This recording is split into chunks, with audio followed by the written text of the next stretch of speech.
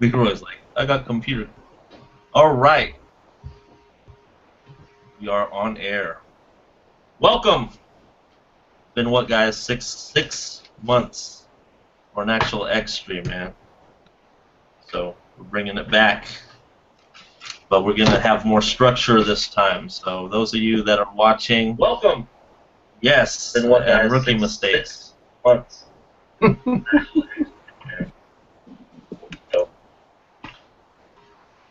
All right. See, it's been 6 months. All right. So we're gonna do a top 20 list today of favorite films, favorite songs in films that dates back pre-2000. So anything before 2000, we're gonna share with you our top 20. That's the topic of tonight's extremely retro. I'm not promising you that we'll have weekly episodes, but we will, on occasion, have these X streams more focused towards this, more topic related. We will eventually have the open house X streams that we just talk about anything and invite anyone. Those will happen on occasion as well, but this is just more educational and sharing, more for nostalgia purposes. So, you guys know me, I'm Blu-ray Hoarder from Hawaii. We also have John Steele. What up? What up? From Rhode Island. We got 4K Cinema HD. What's up? Brooklyn. What's up, guys? And we have Mr. Last Dragon himself, Leroy Green 85. Yeah, yo. Damn, he got the glow. Is that you, really? You have the glow.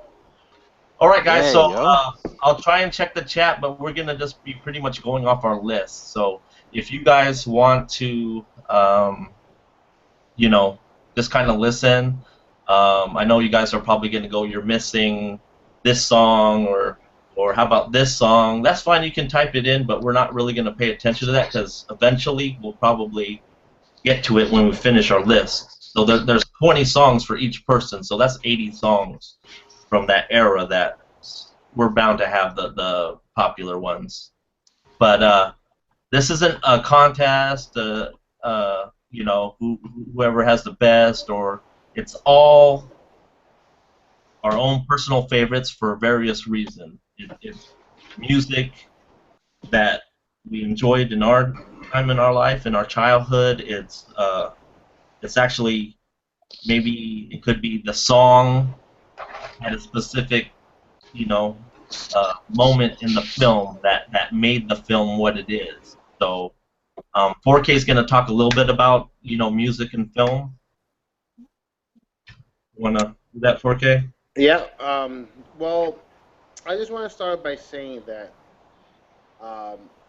we all, well, in my opinion, we all, you know, we love music, and to me, I think, you know, music and movies go together. When I was growing up, you know, in the 80s and whatnot, music and film had a very big influence on me, especially during the time of MTV, when MTV was MTV and actually showed music videos. They used to, a lot of the times, before a film would come out, let's say in the 80s and, you know, even in the beginning of the 90s as well, there will always be a song attached to that specific movie. So a lot of the times, you know, I would like go like check out MTV and whatnot, and then like you'll see this video come on like for a specific for a specific film, like a song for the promoting the film, and that kind of like caught my attention. That's what I liked about the early 80s, because right now they don't do that anymore. When you hear a song and it was attached to a film, especially when you weren't interested in that film, you were very interested in checking out that film to begin with, the song brings it out a little bit more. So when you like the music video, it makes you want to like even watched the movie that you really like. Let's say, for example, like Terminator 2, right? You're like all pumped up for Terminator 2, and there's this kick-ass song that's attached to that film. It's gonna make you want to go see it even more. But that's what I used to remember as a kid. Like a lot of these songs that I'm gonna talk about that's on my list had an influence on me wanting to see it, and even buying the soundtrack to the film. You know, and even like anytime they will play it on the radio, for instance, once that song will go on, it'll just remind me of that film. So, Yep. but like nowadays, they don't do that anymore. Sadly, there's not too many songs that are like particularly attached to films, other than like a new James Bond movie, which always has a title theme song each year, done by a different artist. But when we're talking about specific film and like a film like a catchy film that has like a song, like for instance, I'll give you one example, like maybe like a Top Gun or a Footloose. All these songs, you hear Spoiler. you hear these songs from these films, and you can already know, oh wow, that's Footloose, and once you hear it, it reminds you of that film, and especially if you like the film, you appreciate it more. You know what I'm saying? I know what you're saying. Definitely. Got anything to add, Leroy? John? You got anything to add, Leroy? I mean, 4K pretty much nailed it in the coffin, man. I mean, the '80s kind of like the dawn of the music video, and that was a way of expressing itself. So that was kind of like a lot of those videos were like little mini movies, and it was also a big way for the studios to market their films. And like you said, like certain artists became famous, like Kenny Loggins and so on and so forth, who became like these soundtrack, artists who made like these big hits. So yeah, so certain songs definitely are nostalgic because when you hear it, you definitely remember the film right off the bat. So. Yeah, piggybacking on that, you said well, I'm going to say Phil Collins. You said Kenny Loggins, but Yeah. after doing some research, and man, that they used several rock pop artists for years. Kenny Loggins, Phil Collins, Madonna, Michael Jackson. If they sang a song in a movie, it was going to be pretty much a hit. Yeah, and not only that though, what helped was MTV was taking off at that time. That we had a lot of teenagers watching MTV on a daily basis when it was just strictly music. So it was a perfect platform for these movie companies to distribute a film and attach a song. Be like, okay, we're gonna put this out for this film, and these kids are gonna go crazy about it. And it was perfect marketing. I think maybe that's why there's such a decline now, that they don't do that, in the sense that MTV is not MTV no more. It's all reality TV. You don't really have a flagship, let's say, music video station that just plays music videos that could, showcase, movie soundtracks, like whatever, like videos. And I think that's one of the reasons why they did that a lot in the 80s, is because MTV just came out. It was explosive, and it was a good way of marketing these films. I'll add a little bit to that. I think for me, it goes both ways. Where sometimes I heard the song before I saw the movie, and then at times the movie is what introduced me to the song. And with that, I'll say that there's times where they'll use songs that have already been released, and they'll use it specific to that movie. Like say a song came out a few years before the movie actually came out, and they're just doing it for like thematic purposes and stuff. But other times it's just like, I saw the movie, there's a song in it, and I'm like, oh shit, I like that song. And then every time I hear that song, it reminds me of the movie, or it reminds me of the time when I saw the movie. It reminds you of a Jeep. Yeah. Yeah. But that's what I'll add to that, because like, I think there's probably a few on my list when I get to it that they're really like, oh well, that song came out before the movie came out, and we know that. It's just the fact that maybe for us the first time we heard it was either on that particular movie, but sometimes you hear it before the movie comes out, or right around the same time too. So. Yeah. That's it. So before we go into our list, I can bet that a lot of us are similar just by knowing you guys and streaming with you guys over the past couple of years and talking with you guys. I know certain songs that either were mentioned or movies that is going to be on your list. So this isn't, again, this isn't, uh,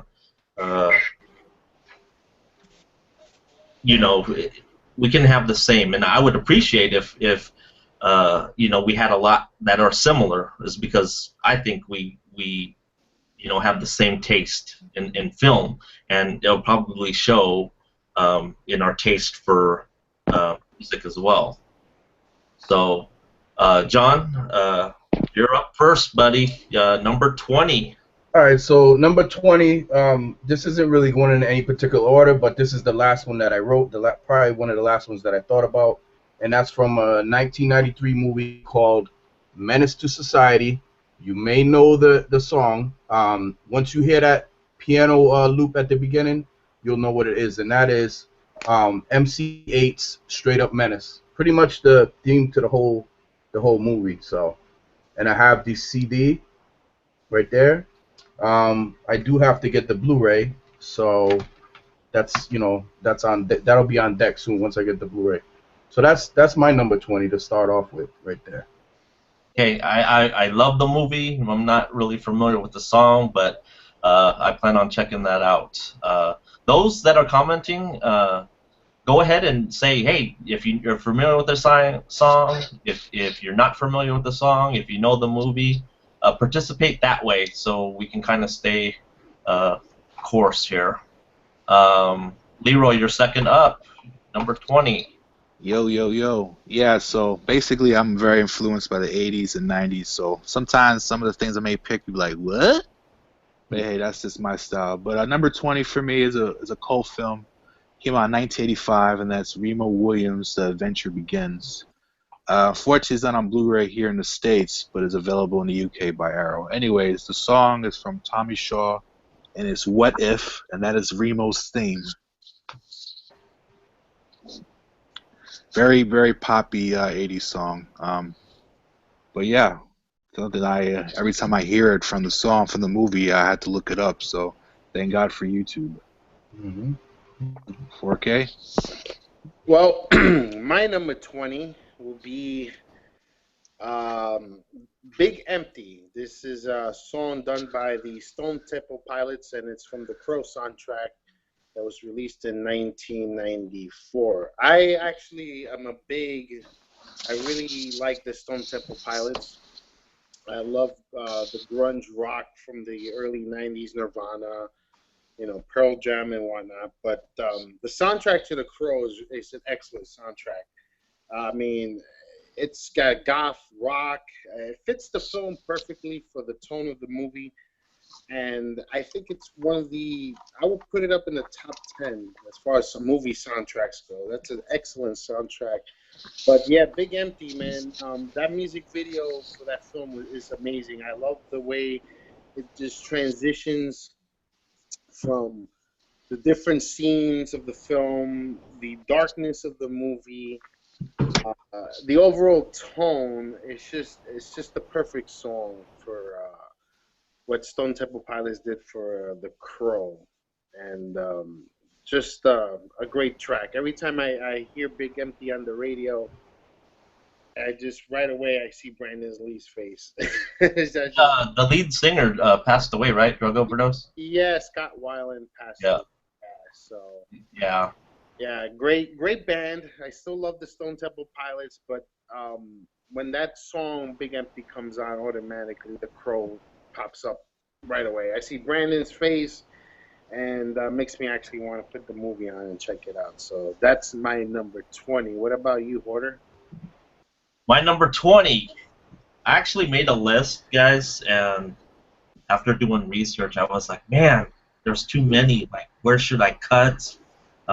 What should I cut? I literally had 20 to cut that I didn't want to cut. So there'll be some honorable mentions at the end because I want you guys to share. I want to share those with you guys.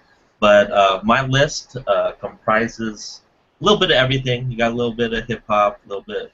There's one techno song that I wanted to get in there. Um, Amazingly, a lot of the movies that I liked had a lot of like love songs, ballads.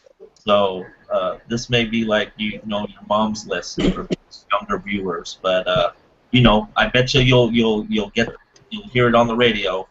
Uh, um, but my first one, number 20, yes, it's all the way this low. 1994, Above the Rim, Regulate. Ironically, that part in the song that their regulators mount up, no geek off the street, that is a snippet from Young Guns. They use that Mm-hmm. in that movie, which is also an 80s movie, so it's kind of a twofer there. The artist is Warren G. Um, but yeah, this is my childhood here, man. I had my peaks of I went into like new wave, like Cure, Depeche Mode, that type of music, and then transitioned into like Tupac, Biggie, and then hence um, Regulate, Mount Up. All right, John. All right, Nice. so I definitely see like there's gonna be like a theme with each of us here, like sort of like seeing like Porter said, you got stuff that it's gonna be mixed. Like there's gonna be hip hop, there's gonna be rock, but for some of us we're more geared towards certain music, and you're definitely gonna see that within my list. But the next one, number 19, I have is from the movie Juice, and the song is by Eric B. and Rakim from 1992. Know the Ledge, Juice, Know the Ledge. I have the soundtrack, and I have the DVD. Now, what do we need for this there, Leroy? What do we need? Because we got the DVD, but we need something else, right? Oh, the blue. Yeah, yo, we need the Blu-ray for motherfucking Juice, man. The blue come on, guys, let's get up on that. Let's get up on that Juice Blu-ray because Yeah, I don't know what it is. Oh, that's a tragedy, man. Well, a lot of Mhm. Tupac films aren't on Blu-ray, man. Hopefully they get on that. Yeah. Do you think it has something to do with like his family owning the rights and all that? I'm sure it's a combination of that and the music rights. So I don't know if, like you said, as a state, there's some sort of legalities to that. I mean, I'm sure all that plays a role. Plus the studios, some of them are very snail-like when it comes to putting out catalog releases. Even though Tupac, these Juice or Above the Rim, those are very popular films among his library of films. Yep. Right. Leroy, you're up. Oh, I'm up. Well, damn, still, that was right up on my list, man. That's a great film and a great song. But I guess I'll go with Above the Rim here, 1994, another classic film and a classic song by Tupac, and it's called Pain. And that's played right in, if I'm not mistaken, I think that's the intro of the film. They play a clip of that song. Mhm. And I think that's the first time I probably heard that. Yeah, man, 1974, man. That's like great film, man. That's another film that definitely needs a Blu-ray. Tupac and what's that guy's name? Leon. That was in Cool Runnings. Yeah, Leon. Bernie Mac's in there. Yeah. Bernie Mac, Marlon Wayans. There's a lot of like character actors that were there in that film. Yeah, man. It's just, I mean, it's nothing Oscar worthy, but I mean, as far as the story, I mean, think of like He Got Game, I guess, in a sense, but at a more like much more smaller scale. And I mean, sometimes smaller is better, but definitely this is one of a very good Tupac song, "Pain" from Above the Rim, 1994. 4K, my friend. Okay, my number 19 is a New York-based film from 1977, and the film was actually shot in my hometown of Brooklyn. And that film, the actual song, will be "Staying Alive," the Bee Gees, and the movie is Saturday Night Fever, 1977. Nice. Yeah, the reason well, obviously being a New Yorker, that's number one, being from Brooklyn. But New York City was one of the major cities, obviously, with the disco craze.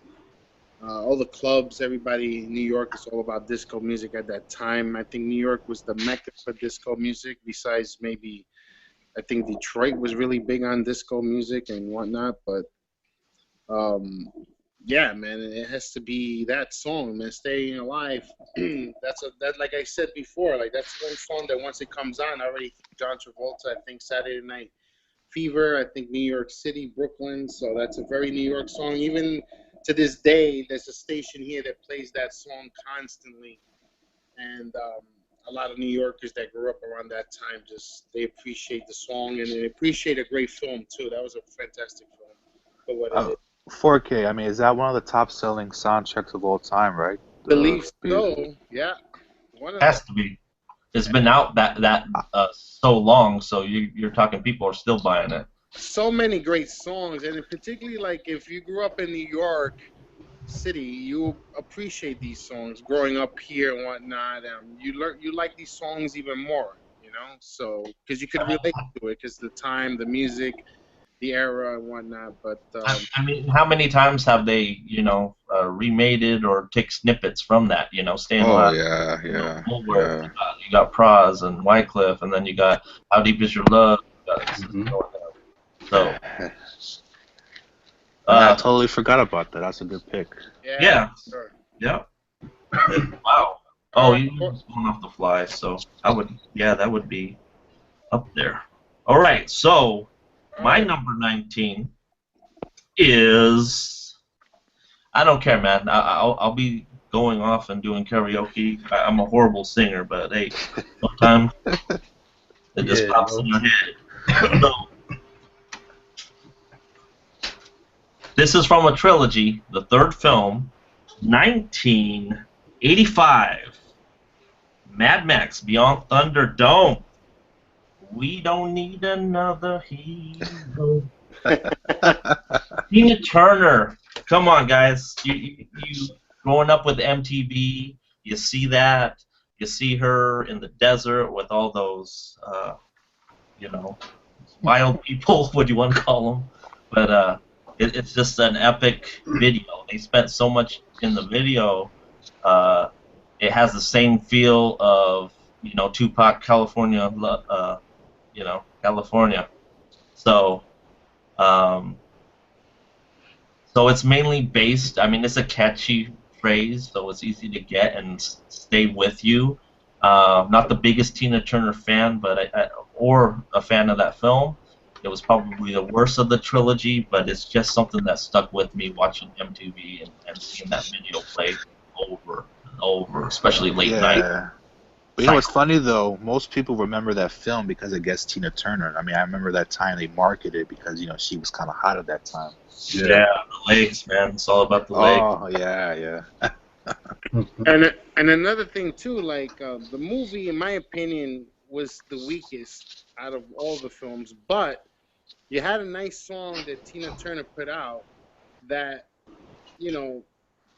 it has a lot of powerful. It's very powerful in the sense that if you like that song, despite the movie being bad, you have kind of a soft spot for the film. You know what I'm saying? I know what you're saying. So Indeed.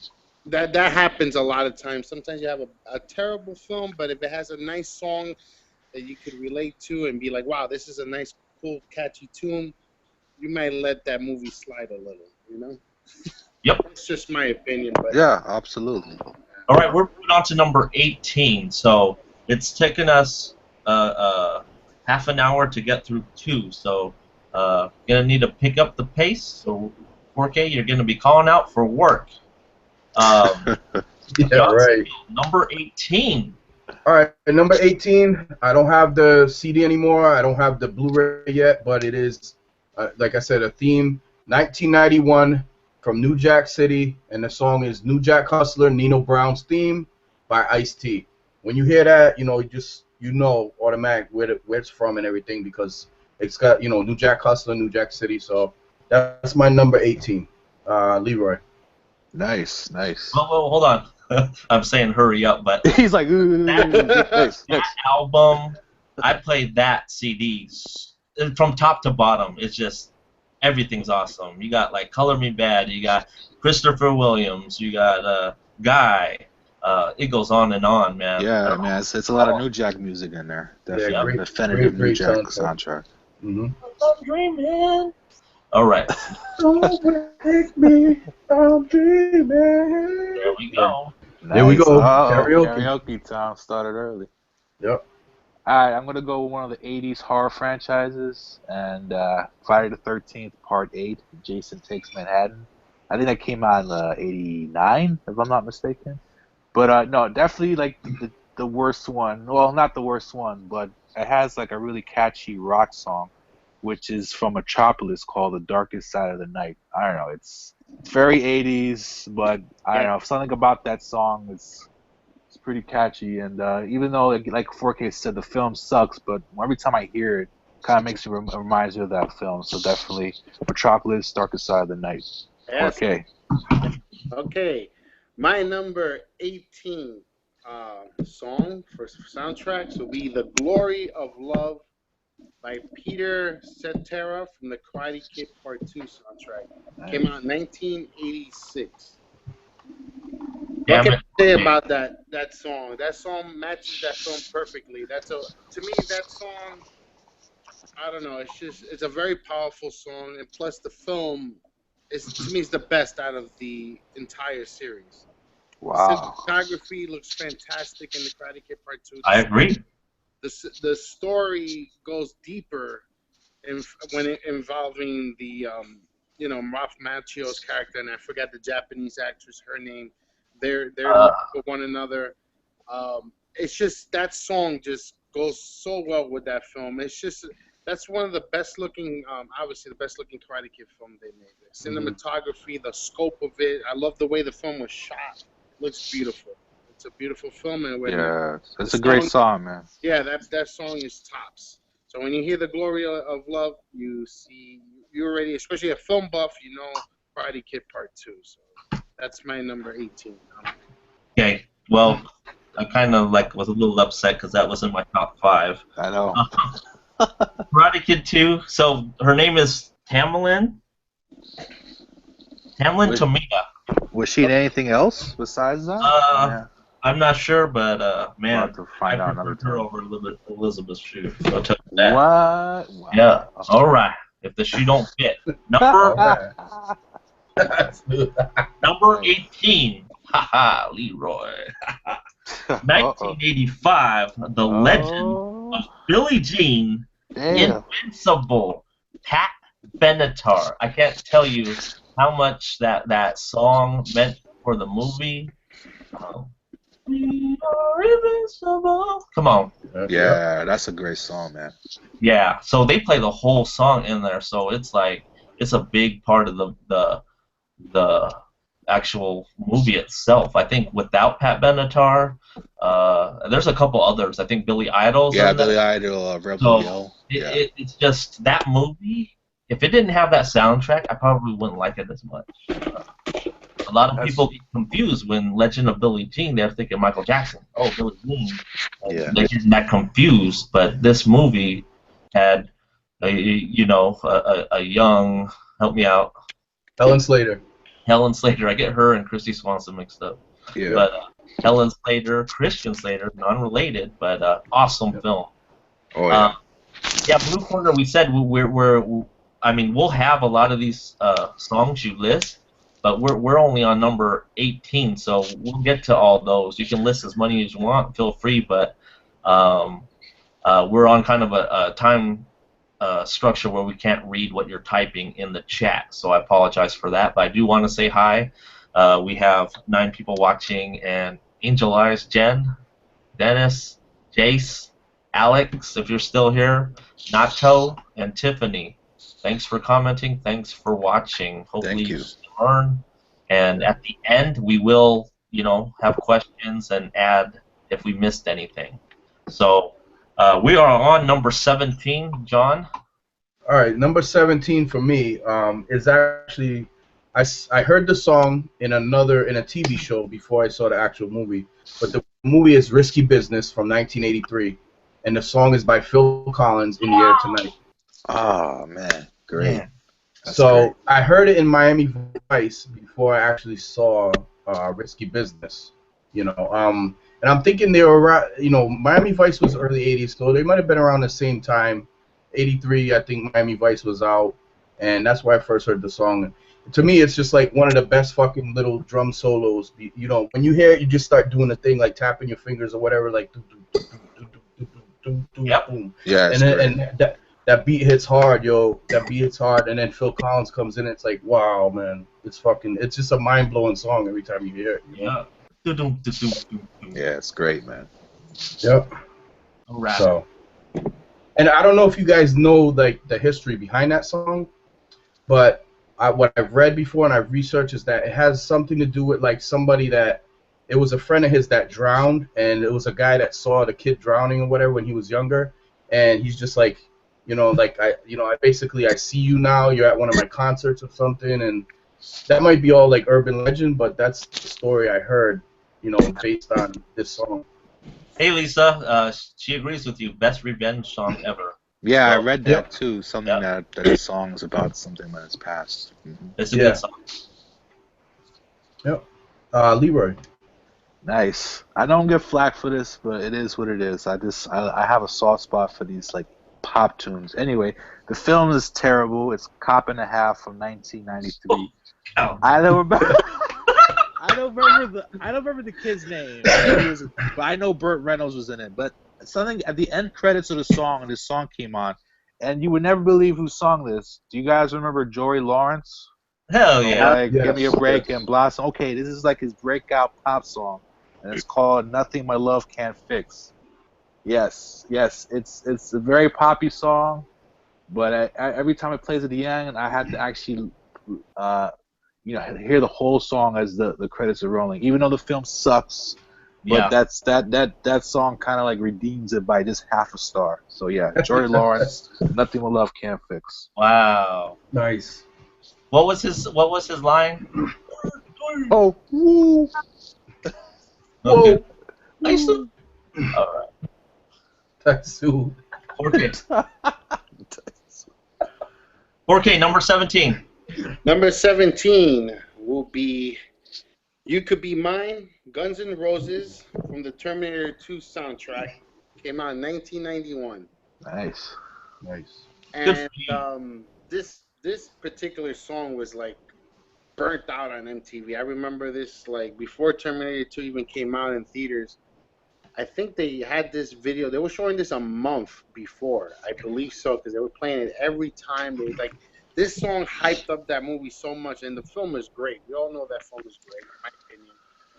And that song is just the riffs. It just goes with the movie, man. Guns, rock and roll, Axl Rose. Guns N' Roses. They were big in the '90s, and that song was just perfect, man. So you hear that song, Terminator 2, you'd be like, damn, man, this is awesome. Song, movie, what else can I say? So that's my... Said it all. Nice. My number 17. I forgot to show this, by the way. This is Legend of Green, and that is Helen Slater. Nice. All right, my number 17. It almost failed to meet the requirements. 1998, from the movie Dangerous Minds, Gangsters. Oh man, totally forgot about that. Julio. How can you not know anything about that? You know exactly what movie that's from. You know who sings it, and you know the words. It's Gangster's Paradise. I grew up at that time where that's when I was buying CDs. That's when I started, I don't think I was driving yet, but getting rides from my brother. That was on rewind, man. That was on. Oh yeah. So, everyone's like, I don't know the words anymore, but trying to imitate. So, isn't that a cover from Stevie Wonder? Some of it. Okay. I can't confirm that. Maybe Just Steele might know. Just look it up. All right, John Steele, number 16. Number 16 for me is gonna veer a little bit away from the little theme that I've had so far, but number 16 for me is from the movie Teen Wolf 2. TOO. And from 1987, this is where, I get a little sappy and stuff. Send Me an Angel by Real Life. Ah, nice. Awesome song. Yep. This song was also in Rad from 1986 and in The Wizard from 1989. So this song, has been in a few movies that's been used and stuff. So Send Me an Angel. Yeah, Right man. now. Love that song, man. Right now. Yeah, that's Send Me an Angel. Yep. Nice, man. That's a great pick, man. That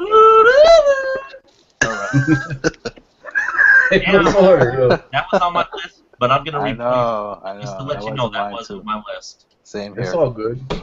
Yeah. Nice. Same here, man. We're on That just shows our similarities in taste, man. Yep. Well, you know me, man. I'm gonna just put out some what the. This is from the film FX from 1986. I guess was it Brian Dennehy and I forgot the Australian actor's name. I think it's Brian Brown. Brian Brown. Yeah, man. It's a really underrated film. It's from the 80s. Very, very good. The sequel it's not better than the original, but it's just as good. But anyway, this song is played at the end credits as well, and it's from Imagination. It's called Just an Illusion. Very 80s, but also very good. Nice. 4K. On blue.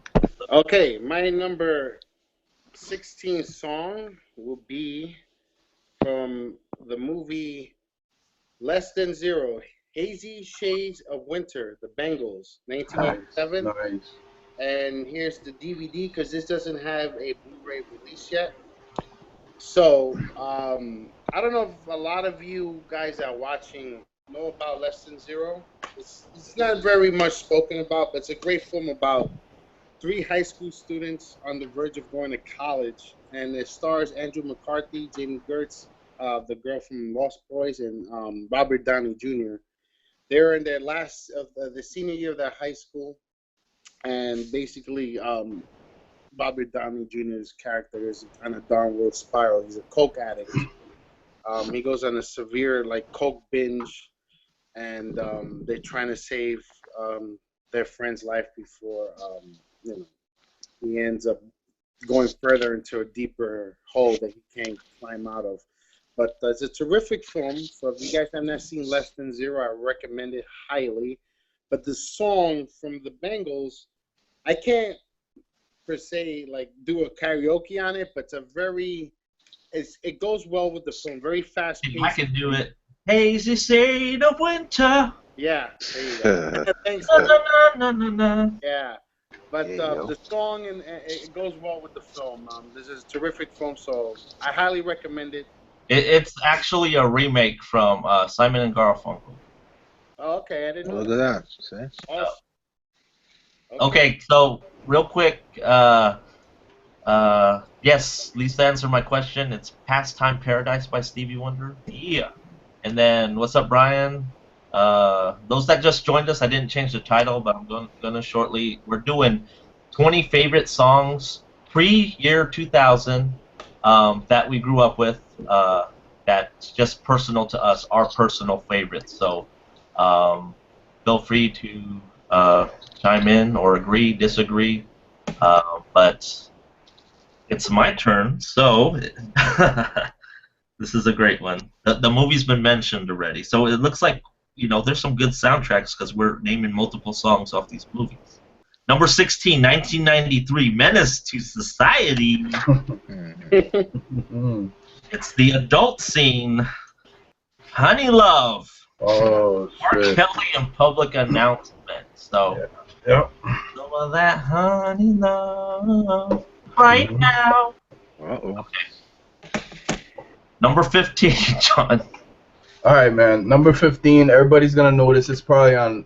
I don't know if it's on everybody's list here, but it's probably on multiple lists, top whatever from movie soundtracks and everything. And that is Back to the Future, 1985. The Power of Love, Huey Lewis and the News. I mean, you hear that song and you're like, oh shit, Back to the Future's on. Let me run and see. You want to watch it because you hear that song, and I think that's one of the ones that just just like when you hear it, you're like, you know, it's that movie, and that just like, you know, I don't know if it was done for the movie specifically, but you know when you hear it, and it's just, you know, it's just one of those that fits the movie and everything. And you know, there was probably, you know, they had their little video for it, right? 4K on MTV and all that for that Yep. back in the day. So that's my number 15 from 1985. That's pretty Nice. John. That's a great one, man. That's Great pretty one. heavy, bro. Pretty heavy, Yeah, man. that is heavy, man. But just to add to that, though, do you remember like in the '80s when they did the videos, they would take clips from the film? I don't know, because Yeah. maybe they didn't have of the actual video. They would Yeah. just put the clips and then loop the music with it. So Yeah. Yeah, that also a lot. Yeah.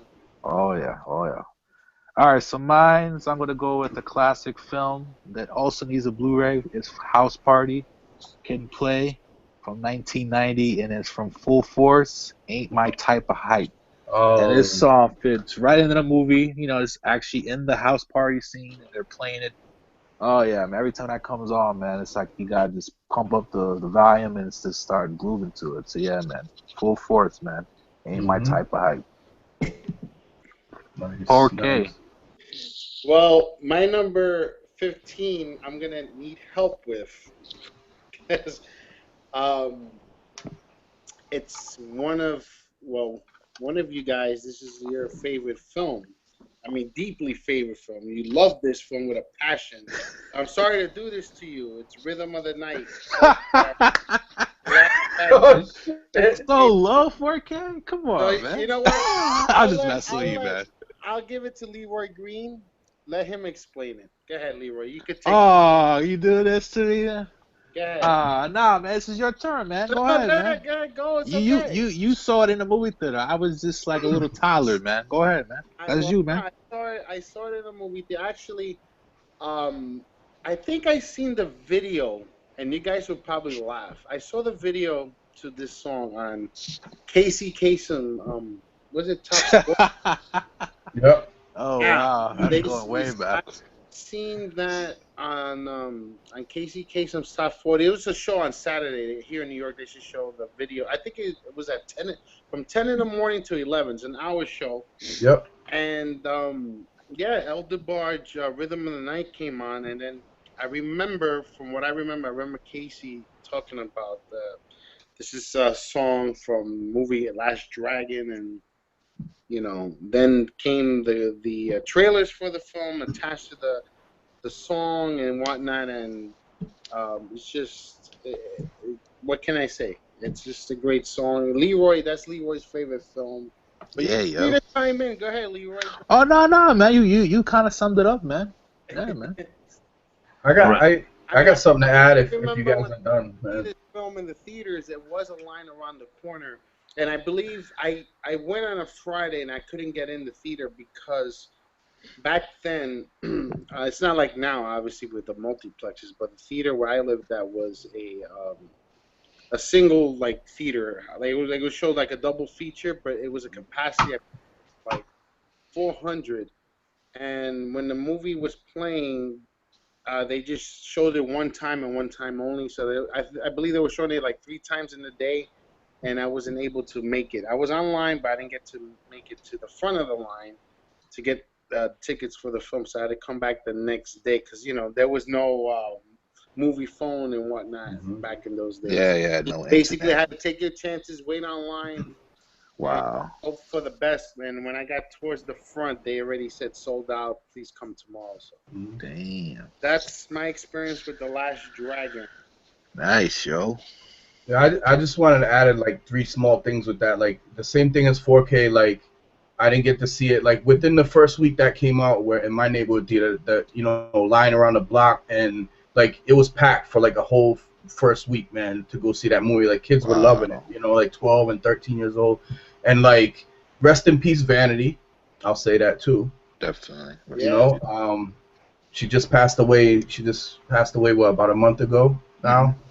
And also the fact that when I first heard this song, I didn't know it was El DeBarge singing. I actually thought it was Vanity because you know El DeBarge sounds kind of girly a little bit. Yeah, You know, yeah. to the beat of the rhythm of the night. Oh damn! Yeah, so you know, it's kind of like, all right, this dude, you know, got a high pitched voice, man, or that's a chick. I don't know. Yeah. Yeah, but Well, on that's my. top of that, though, yeah, I mean, the Barge as a group was already around, and they were mainly Mhm. R&B type, and I think this song kind of propped them as to be more of pop stars, if I'm not mistaken. Yeah. So, All right, good pick. Little Yeah. low, but good pick. Number 15. Don't get it confused by the title by the Black Eyed Peas. This is way before that. Number 15. I actually have the Blu-ray. It's playing in my player. I watched it last night. Such a good film. It's cheese, and I guess it's good cheese. It's really good cheese. And the title says so. Over the Top. Meet Me Halfway. Kenny Loggins. wow. How does that go, Hoarder? If you He don't mind? goes, meet me halfway across the sky. Is that pretty Yeah. good? Yeah, that's good, man. That's pretty good, man. All right.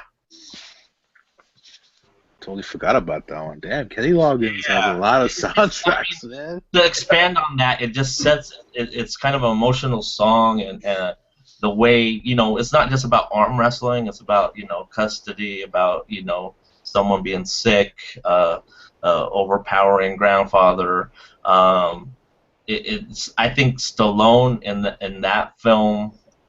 I take that film over any Rocky. I'm sorry. All right. Wow. Go. He was overpaid for that. Number 14, John. All right, so no, that was a big statement right there, Hoarder. I don't know, but anyway, so number 14, man, is a movie from 1987.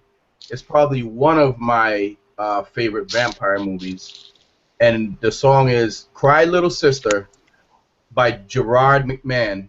Darn you. The Lost Boys. Yep. Cry, little sister, thou shalt not fall. Right. That's it. That's the one, man.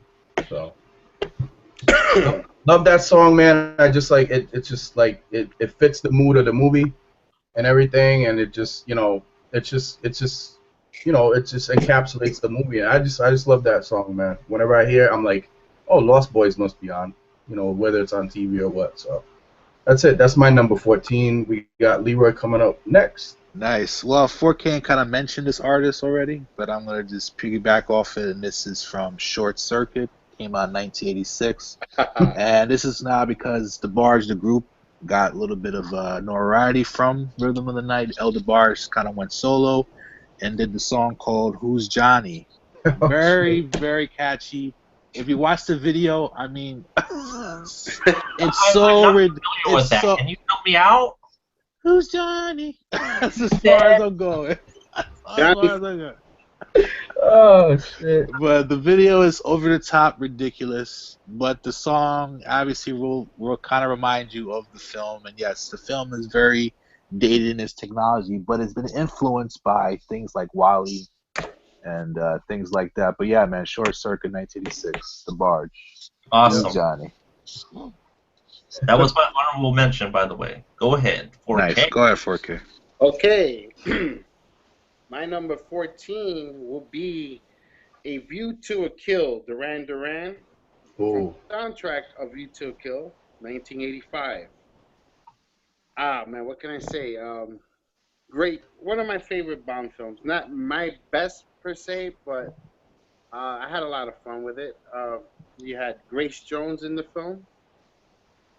And I believe Christopher Walken was the bad guy, was it? I think so, yeah. Yeah. But, yeah, I mean, it's just a catchy song, A View to a Kill. I like Duran Duran, so... Yep. Every time, Oh, yeah. Yeah, it's... I mean, the film takes place in San Francisco. The climax of the film, I remember. I mean, I haven't watched it in a while. I have to go check it out again. But I remember the song. Very catchy tune as well. But, Jace is a big Bond fan, so he likes your pick. yeah? Okay. Right. So that's my number 14. Okay, so Awesome.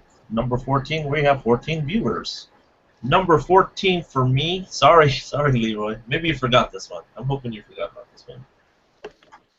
That is none other than BAM! Oh shit!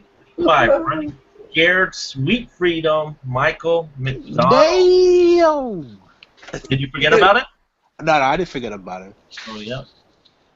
That's a good pick, man. Yeah, definitely.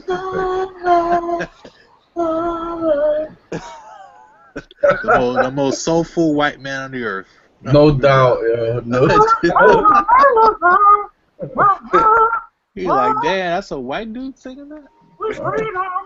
Yeah, white dude getting his nuts squeezed away. I don't know, yo. Yeah, I don't know, man. Fun flick. It sent, you know, they played the music when they were just like, you know, on I think it was like a beach setting. They were rollerblading, and it was just fun.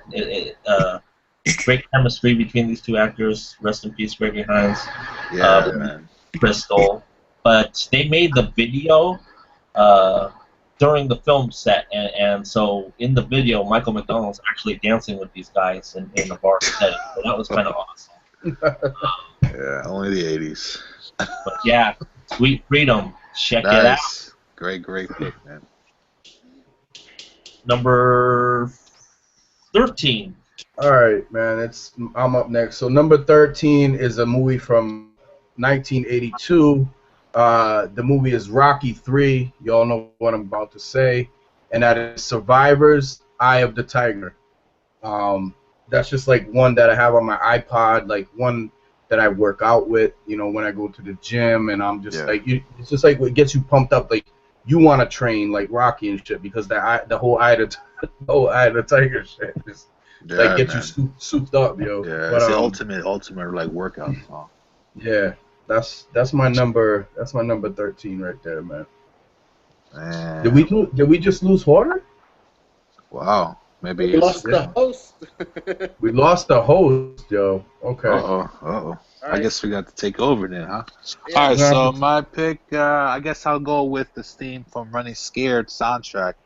And came out in 1986, and this is from New Edition, and it's called Once in a Lifetime Groove. Very, very catchy, I guess, poppy song, but definitely, I don't know if it was played during the movie, but I did have the soundtrack CD, and that was definitely on repeat for me, so 4K.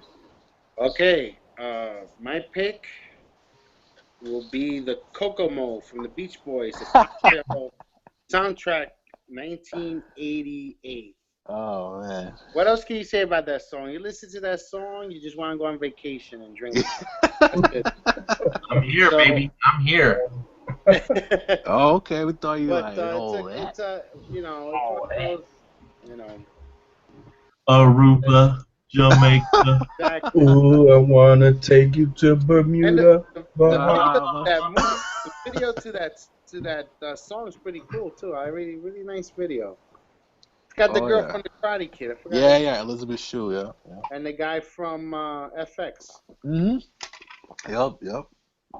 But yeah, it's definitely a guilty pleasure film. It's not great, but no, it's like, not great at all. But when it's on, you want to watch it. You know what I mean?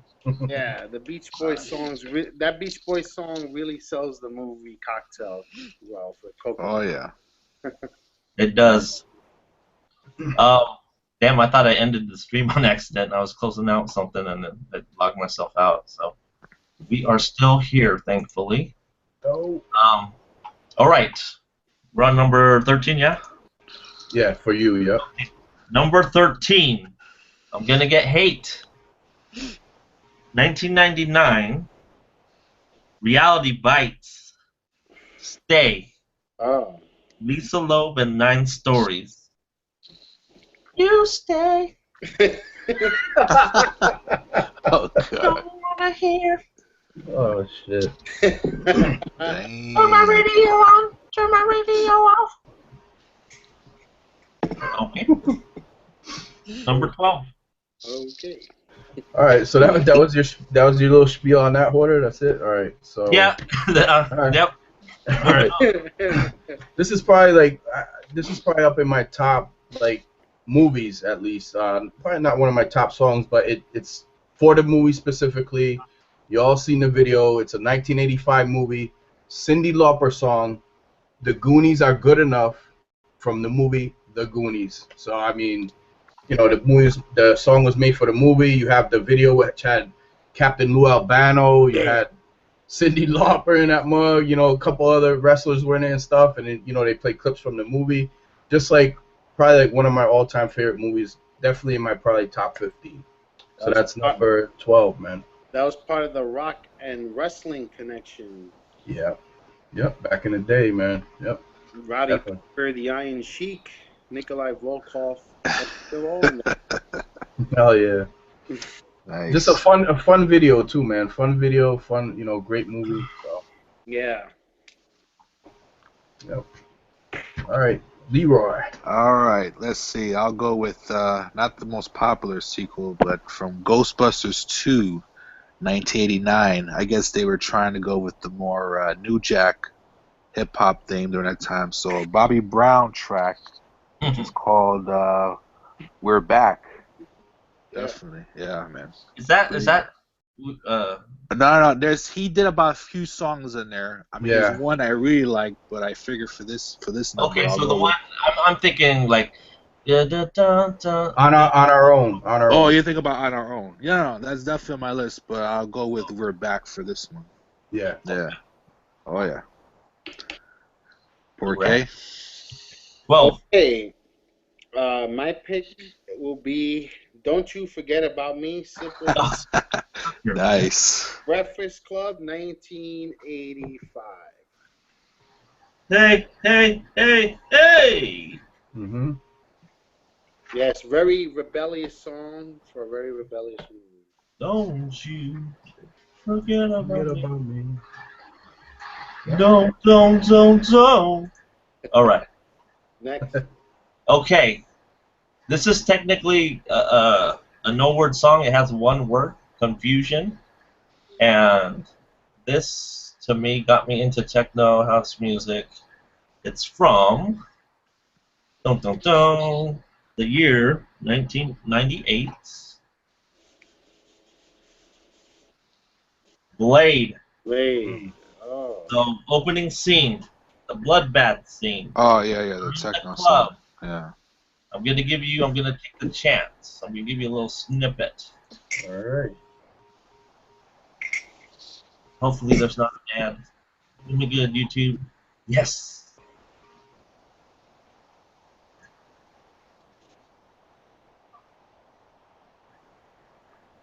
Hello. Yeah. Okay. It's like It's not playing. Oh, be silent. But it's by New Order. Anyone familiar with New Order? They've been around since 1970 or so, or in the 70s, 79. Oh, it's buffering. That's why. Okay. okay. Okay. Okay. Now, were they always techno from '79? That's No, like they weren't. It was mostly new wave. They sang shoot, what was the? Here it is. Oh yeah, I know that. oh, it was the glow sticks. Get up, Porter. Exactly.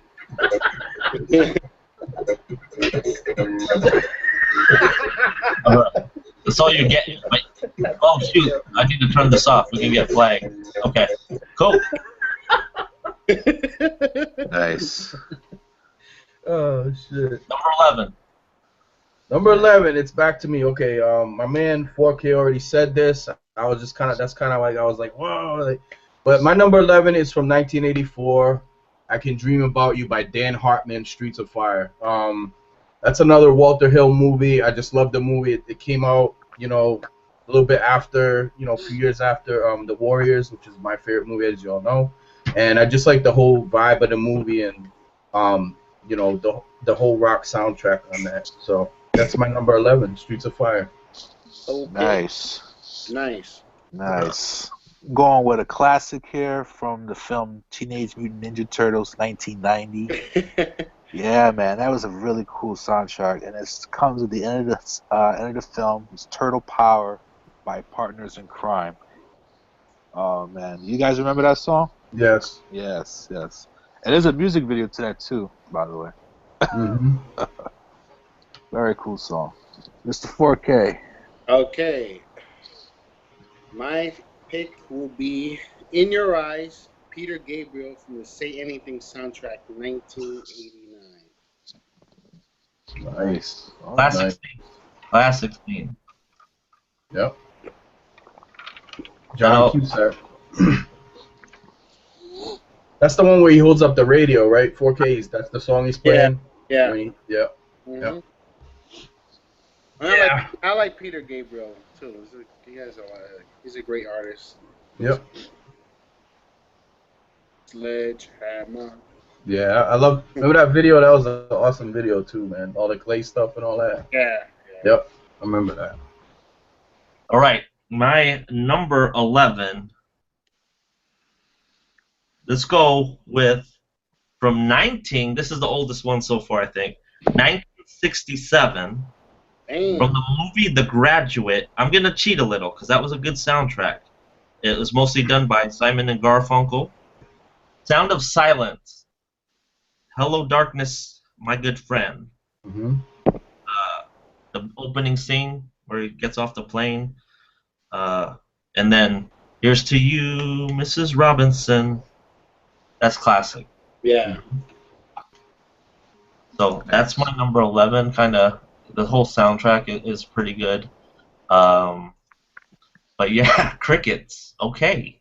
That's Crickets. All right. it is the sound of silence. Yeah. I know. I get the joke. We know this. We know it though. We know that song. We got you, yo. Got it. Yeah. Oh, it's not on your booty jams list? Nah. Booty jams. Yeah, yo. Nah. So that was number 11 for Hoarder. So my number 10. Top 10?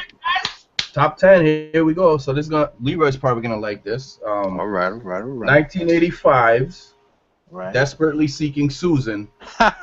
Into the Groove with Madonna. You just, you think the 80s. You think Madonna. You're just like she was the pop princess of the 80s. You can't deny that. You didn't like one or two songs that she sang. So you can front all you want, but you liked at least one Madonna song. Oh yeah, man. Even That's the everybody. The manliest man is gonna like a Madonna song. Yep. So that's my number 10. Is Into the Groove, Desperately Seeking Susan. Nice. I'm gonna go with one of the most notable soundtracks from the 80s and also one of the most adrenaline pumped, manliest films ever made, Top Gun, 1986. And I'm going to choose Berlin, Take My Breath Away. And I'm sure Hoarder can sing the track for us. Great. Dum, dum. Take my breath away. And it's not only that. If you remember the scene when Tom Cruise is getting on with Kelly McGillis, like they make it so it's like so over the top. Yep. It's like the mist is going on. It's was just the like, minute. oh my god. That one's 31 minutes, 8 seconds. Peace. Damn. I'm kidding. Can I just say, like, she didn't age well at all? Like, Kelly McGillis, she didn't age well at all, man. No, Grizz, the topic is top 20 favorite songs in film that we grew up with, but the stipulation is pre-2000. So anything, this is retro stream.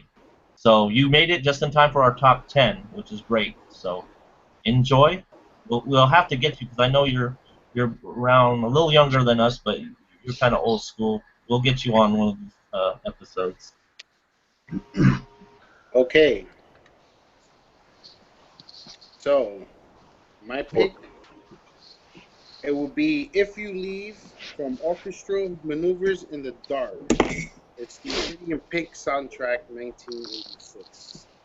If you don't leave now. Oh yeah, I remember that song. Okay. Okay. That needs a Blu-ray release. It does. It does. It's Yeah. coming. coming. Yeah, All that's right. another one. Come on, guys. Have you guys seen this movie? It's a Criterion. Yeah. Tootsie. Ooh, Dustin You Hoffman. know that song that's iconic in it? Probably not. It's another slow one. And that is 1992 Tootsie's It Might Be You by Stephen Bishop. Come on, guys in the chat. Support me. Is that not the stuff there? Is that played during the film?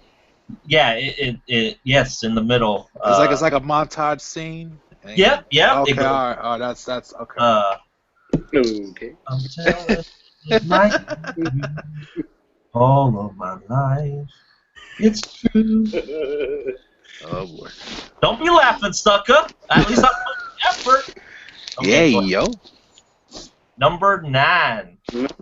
All right, number 9. I guarantee, but I might be speaking shit. I don't think anybody else here has this on their list. It's a movie from 1973, the year I was born. It's a James Brown song, and it's from a blaxploitation film called Black Caesar. And the name of the song is "The Boss." Paid the cost to be the boss. That's the boss. That's the name of the song. It's fucking. You hear that? You're like, I know where this is from. This is from Black Caesar. That's James Brown. You know, the influence that he had on hip hop, all the samples that were used from James Brown going throughout the the 80s into early 90s. Undeniably like one of the heaviest influences on hip hop, James Brown. So 1973, Black Caesar, The Boss. Yeah. Nice, man. All right, let's see. Going with a film. I don't know if you ever heard. I'm sure you guys heard of it. Stakeout from 1987. Emilio Estevez and Richard Dreyfuss. Yeah, and there's a scene in there where Rosie Madeline O'Donnell. Stowe. No, God. Oh yeah, Rosie O'Donnell. Yeah, when Madeline Stowe is about to take a shower and she puts on Gloria Estefan and the Miami Sound Machine, The Rhythm Is Gonna Get You. Oh shit. Oh man, it's classic stuff, man. The rhythm's gonna get you Tonight. Oh. Yep. All right, 4K. Okay. My pick is The Heat Is On, Glenn Frey, Beverly Hills Cop soundtrack, Awesome. 1984. Nice. What was the movie? Beverly Hills Cop. Oh yeah. Yeah, man, it's a great soundtrack. There you go, Dennis. You got it. You mentioned that earlier. Yeah. Great soundtrack. I have that on Oh, clap your hands. He just passed away recently, right? Happened? Are you ready? Yes. Okay. What number are we on? I'm all jacked. 9. Wow. 9. Mm-hmm. Happy film. 1993. Sliver. I can't help falling in love with you. Elvis UB40 remake from Elvis Presley song.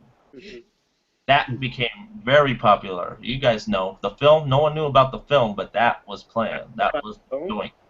Huh? I know about the film. Yeah, but I'm saying that shit, it bombed. That was like one of the biggest bombs. Yeah, it did bomb badly. Yeah, it bombed. Like based on what they spent. I mean, you may like it, but the fact that it lost a lot of money, Alec Baldwin or even Stephen Baldwin and Sharon Stone. Tom Berenger. Yeah. Mm-hmm. So check it out, 1993, Sliver. But UB40 is why I mentioned it. Go on with your bad self, number 8. All right, number 8, another classic to me at least, is a 1975 movie called Cooley High, and the song is, it's people play it at funerals. Boys to Men actually are not the originators of this song. They redid the song, but it's so hard to say goodbye to yesterday. The original song was done by G.C. Cameron, who was the lead singer of the Spinners back in the day. So that's where that track came from. Nice. And it's just like one of those songs that always fucks with your emotions every time you hear it, man. Whether you heard it the original or the Boys to Men version. you know, it gets you every time. So that's my number 8 pick right there. Nice, nice. I'm going with a classic here from Flashdance 1983, and that is Michael Sambello and Maniac. Every time I see that scene when what's her name?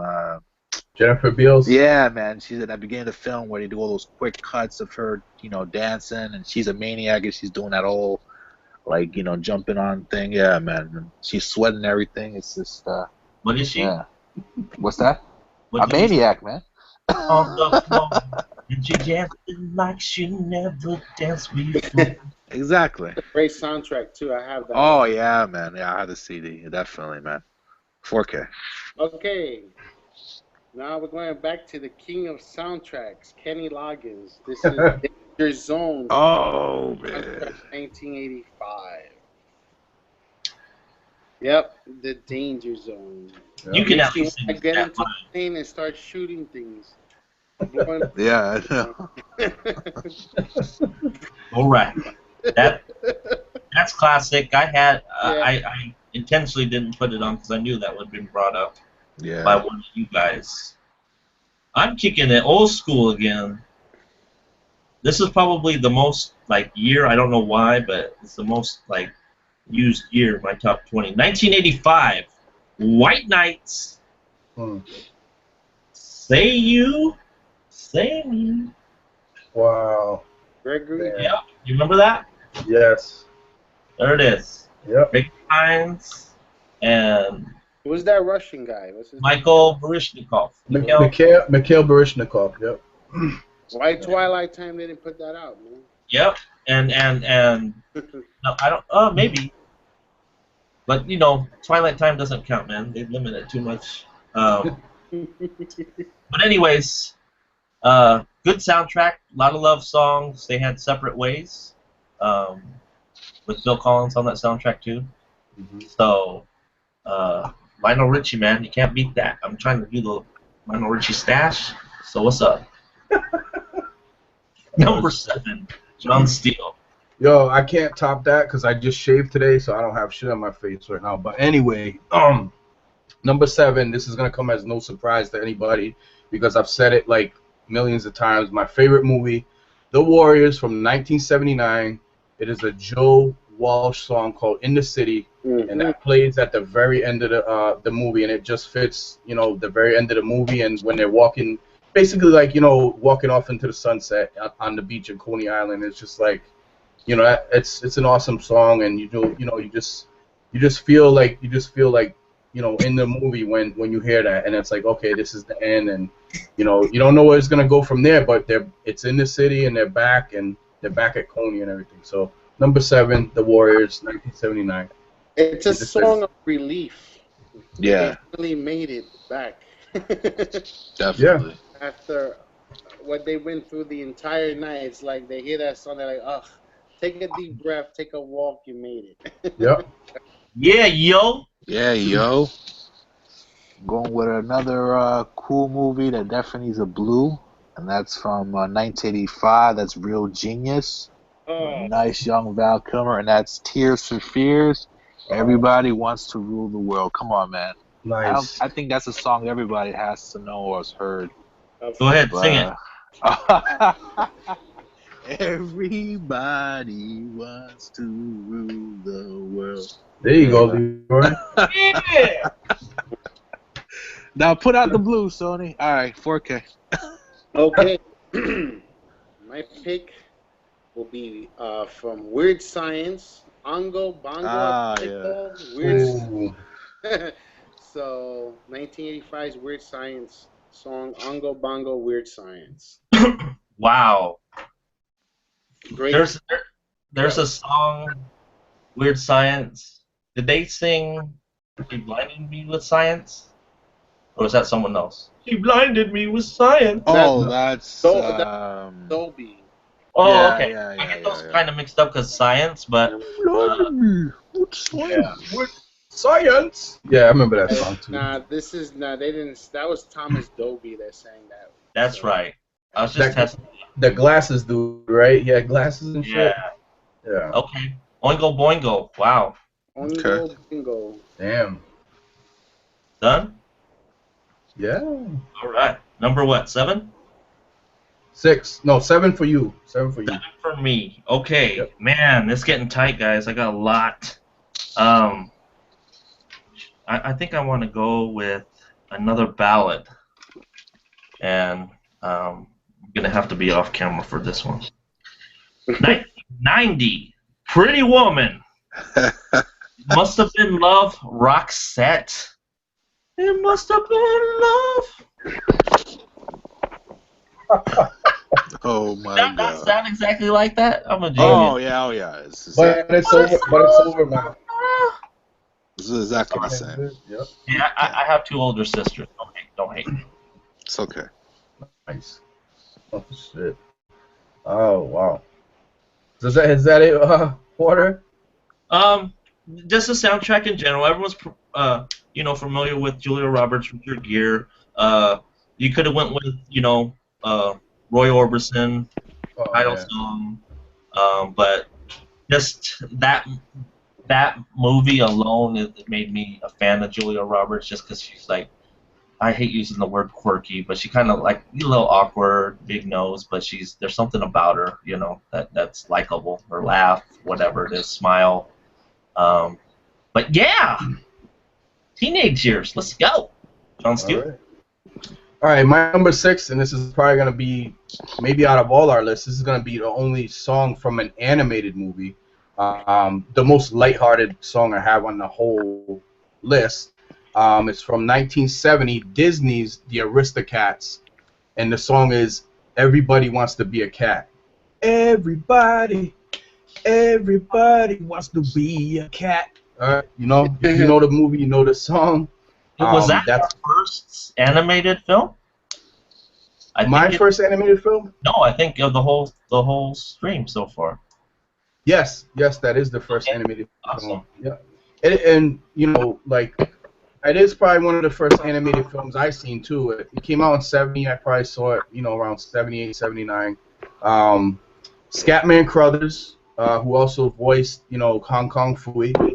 He was one of the cats. You got Phil Harris, Earl Ravenscroft, Robbie Lester, and Liz English. Those are the people that sang. They were the cats, and they were the ones singing that song in the film. So number 6, Everybody Wants to Be a Cat, Aristocats. Beautiful. So nice. Well, this song here, I don't care if you're from the cave. I'm not talking about movie Cave Dave. I mean, everyone knows this song. This is from Ghostbusters, 1984. Ray Parker Jr., and that is the theme to Ghostbusters.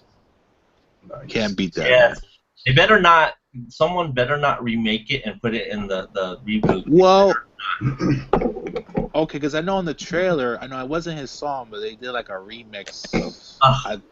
Okay. I mean, maybe I'm wrong. I don't know, but yeah, I mean, let's just say that guy, just based on royalties alone, is making a lot of money. Yeah. Definitely. All right, Mr. 4K. Okay. My pick is Take a Look at Me Now, from the soundtrack to Against All Odds, and the song is sang by Phil Collins, 1984. Yep. Nice. I don't know if you guys probably seen the film, but for the audience who hasn't seen the film, it stars Jeff Bridges and James Woods. It's about a guy who's like a down-and-out athlete who is hired by he's played by Jeff Bridges, and Jeff Bridges meets this guy James Woods, who hires him to go find his wife in Mexico. And it's a love story. So he hires Jeff Bridges to go find his wife. Jeff Bridges is in desperate need of money, goes to Mexico, and ends up falling in love with the girl. So yeah, that's what the movie's about. He's like he's an ex-football player in it, right? Yeah, 4K. Football player that needs money. But the song is great. It's a great song. Goes well with the film. Mm-hmm. So that's my pick. All right, my number 6. Pre-release? No, right? Against All Odds? Oh, yeah. No, it doesn't. Ooh. Wow, that's a surprise. Yeah, but Great. I'm glad I'm not the only one with like ballads. That's like that's a good one. Um, all right, I'm gonna need backup singers, guys. Uh-oh. Uh-oh. From the year 1998, the movie is Boomerang. End of the Road. Boys to Men. Wow. Belong together. All right, you guys know the song. I'm like Yes. embarrassed now. I'm shy. All right, All right. So that was your number 6, right? that was my number 6. How can you go wrong with Boys to No, Men? you can't. No. Coming in at number 5. All right. This has already been mentioned by 4K. Okay, and he mentioned it way back, probably number 18 or 19. But my number 5 is "Staying Alive" by the Bee Gees from Saturday Night Fever, 1977.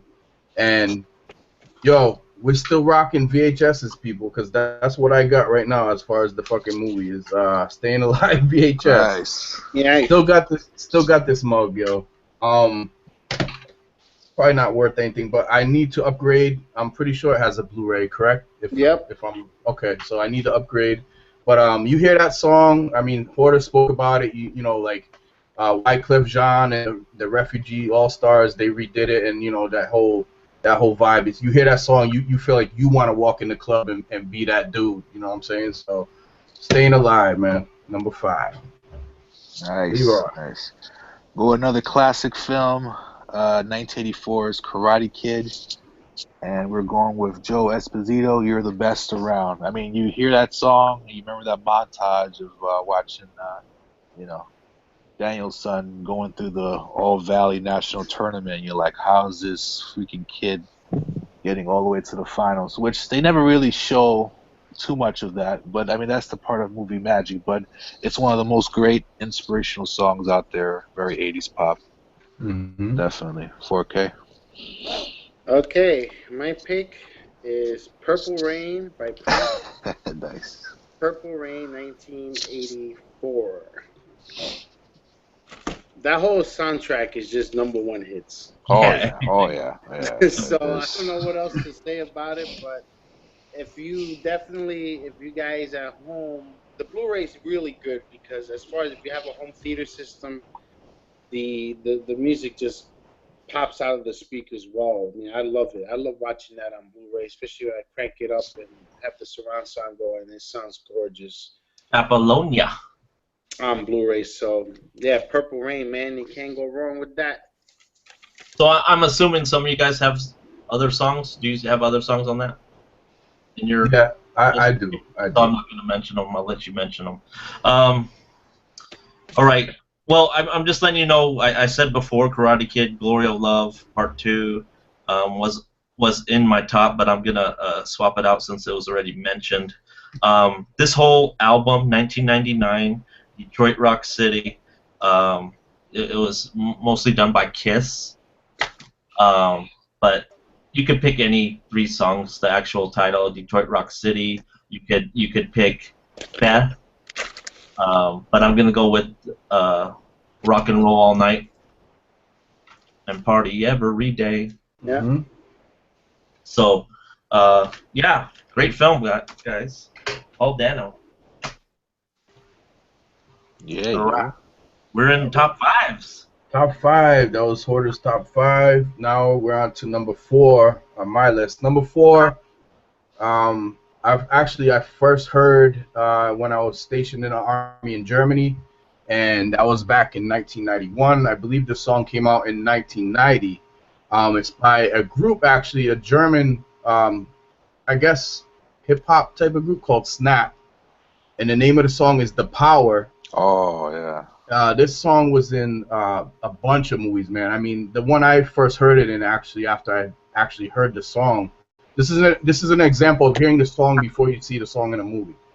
The Perfect Weapon, with Jeff Speakman.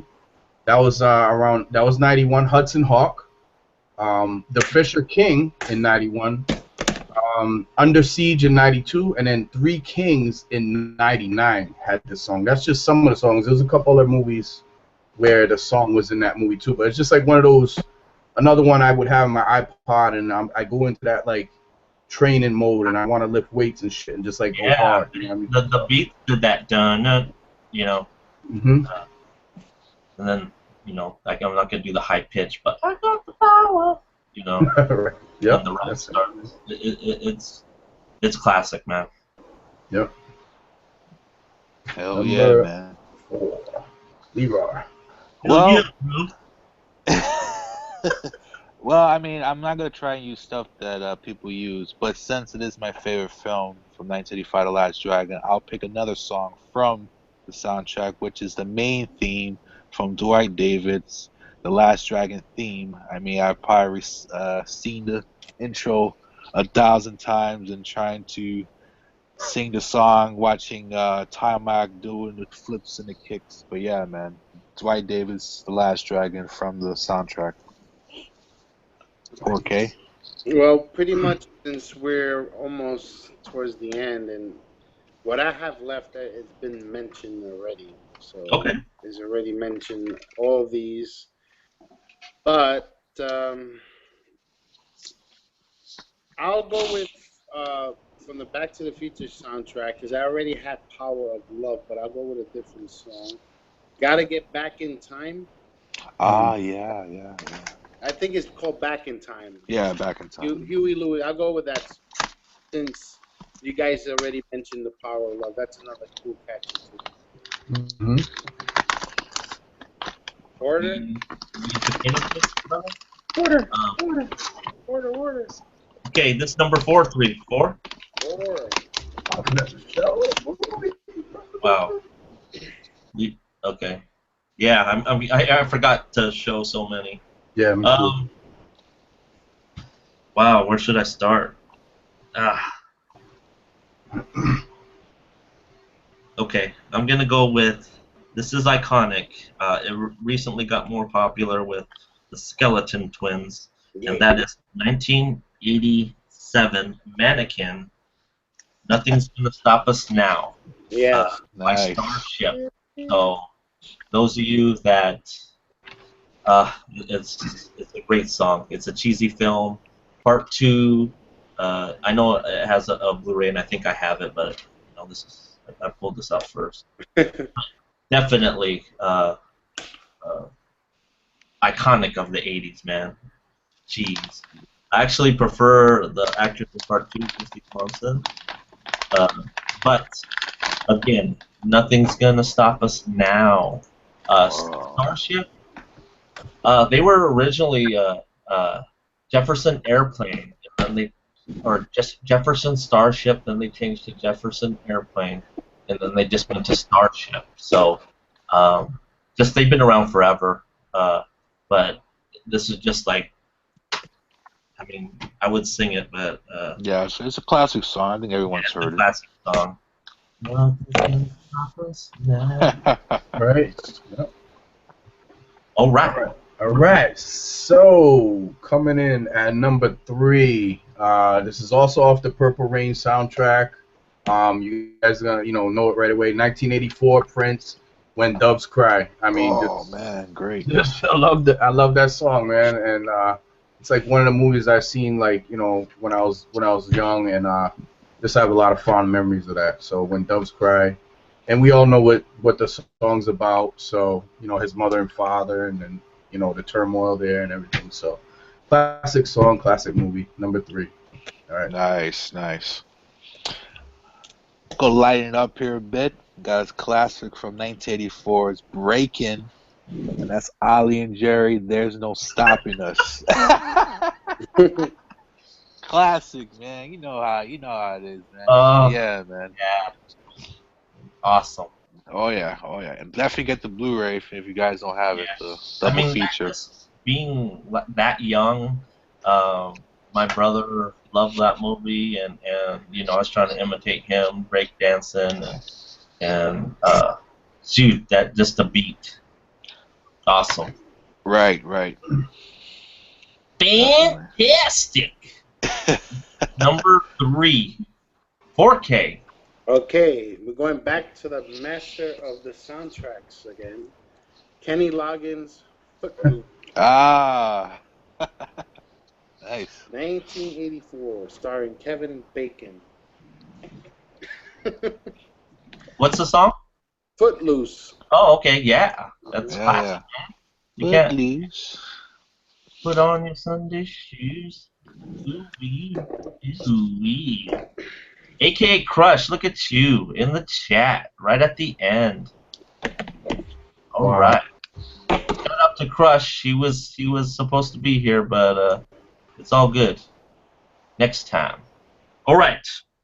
Number 3 for me, 1983, Scarface. Push it to the limit.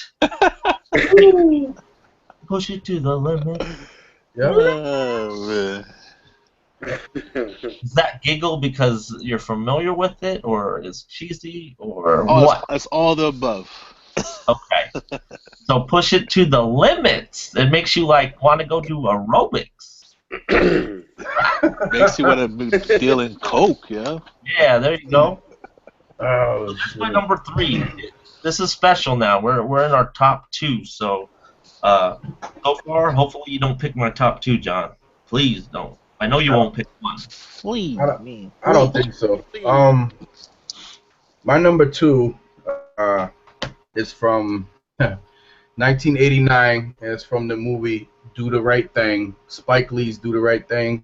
Public Enemy song, Fight the Power. Oh man, great. Right here, man. I mean, I was probably the only white kid in the hood rocking an African medallion when this shit came out. You know what I mean? Like, for real. And that's true story. But just like it just, you know, it's like one of those really political against the system. Like it fucking amps you up. And I was like, every time I heard it, I was amped up. I wanted to go out and beat somebody up, type of shit. But yeah, I got that amped up about that shit. But yeah, one of my top 20 movies too, because I just everything in that movie is just, it's New York, you know, it's in the 80s. It's like such a good fucking movie, man. Do the Right Thing, Fight the Power, Public Enemy, man. Nice, So. man. That's a great one. Flavor Flav. Nice. I'll take another song from Breakin', and it's played in a montage, and it's a very popular song, and it's so replayable, and that's Shaka Khan's "Ain't Nobody." Oh, Oh yeah, man. Yes. LL Cool J remake that? Somebody did. I'm sure it's been remade Okay. a trillion times. I just can't think of it, but yeah, man, it's very catchy. Was that? Oh, was she just? It was just her solo, right? She wasn't with Rufus. Was You it know, Rufus? that's a good question. Like when you look it up, sometimes they'll say Shaka Khan, and then sometimes they'll say Shaka Khan or Rufus. Mm-hmm. So I don't know, but I mean, I don't hear him in the song. I don't know if he produced it and he gets the credit. You know what I mean? Right. So that's probably something we have to like really look up to. But yeah, man. Yep. 4K. One of mine too Hey. favorites. I'm gonna go with "What a Feeling," Ira Carey from Flashdance, Ira Carey. I was about to use that one too, but I figured. 1984. Wow. Yeah. Nice. What a feeling. That's a good one too, man. Oh yeah, man. Okay. Yeah. Good one. Whatever happened to her, man? I actually didn't even think of that at all after doing that list. Oh, she was in. Irene Cara was in a recent film. No. She was in. Was it Movin'? She was in the Richard Pryor movie. Moving. What was it? I know she was in Fame. No. Look it up. She was in Richard Pryor. Someone in the chat, look it up. She was in. Yeah, I remember that. Moving with King Kong Bundy. Oh yeah, he was. Yeah, I remember that. Yeah, she was in one of those. I watched a bunch of Richard Pryor I remember films. that shit. That was an awesome film. But okay, my number 2. All right. So this song's been remade by Maxwell, and it's a John Hughes film. Rest in peace, John Hughes. It's one of those songs that make the film. It's so emotional. I mean, I'm not gonna lie. It's a combination of the actual scene in the movie that teared me up and the song. It's called The movie She's Having a Baby. This woman's work. Original artist is Kate Bush. It was redone by Maxwell. Are you familiar with the song? Nope. Wilson, how does it go? Oh, it's really high pitched, like. Oh, okay. Yeah. Okay.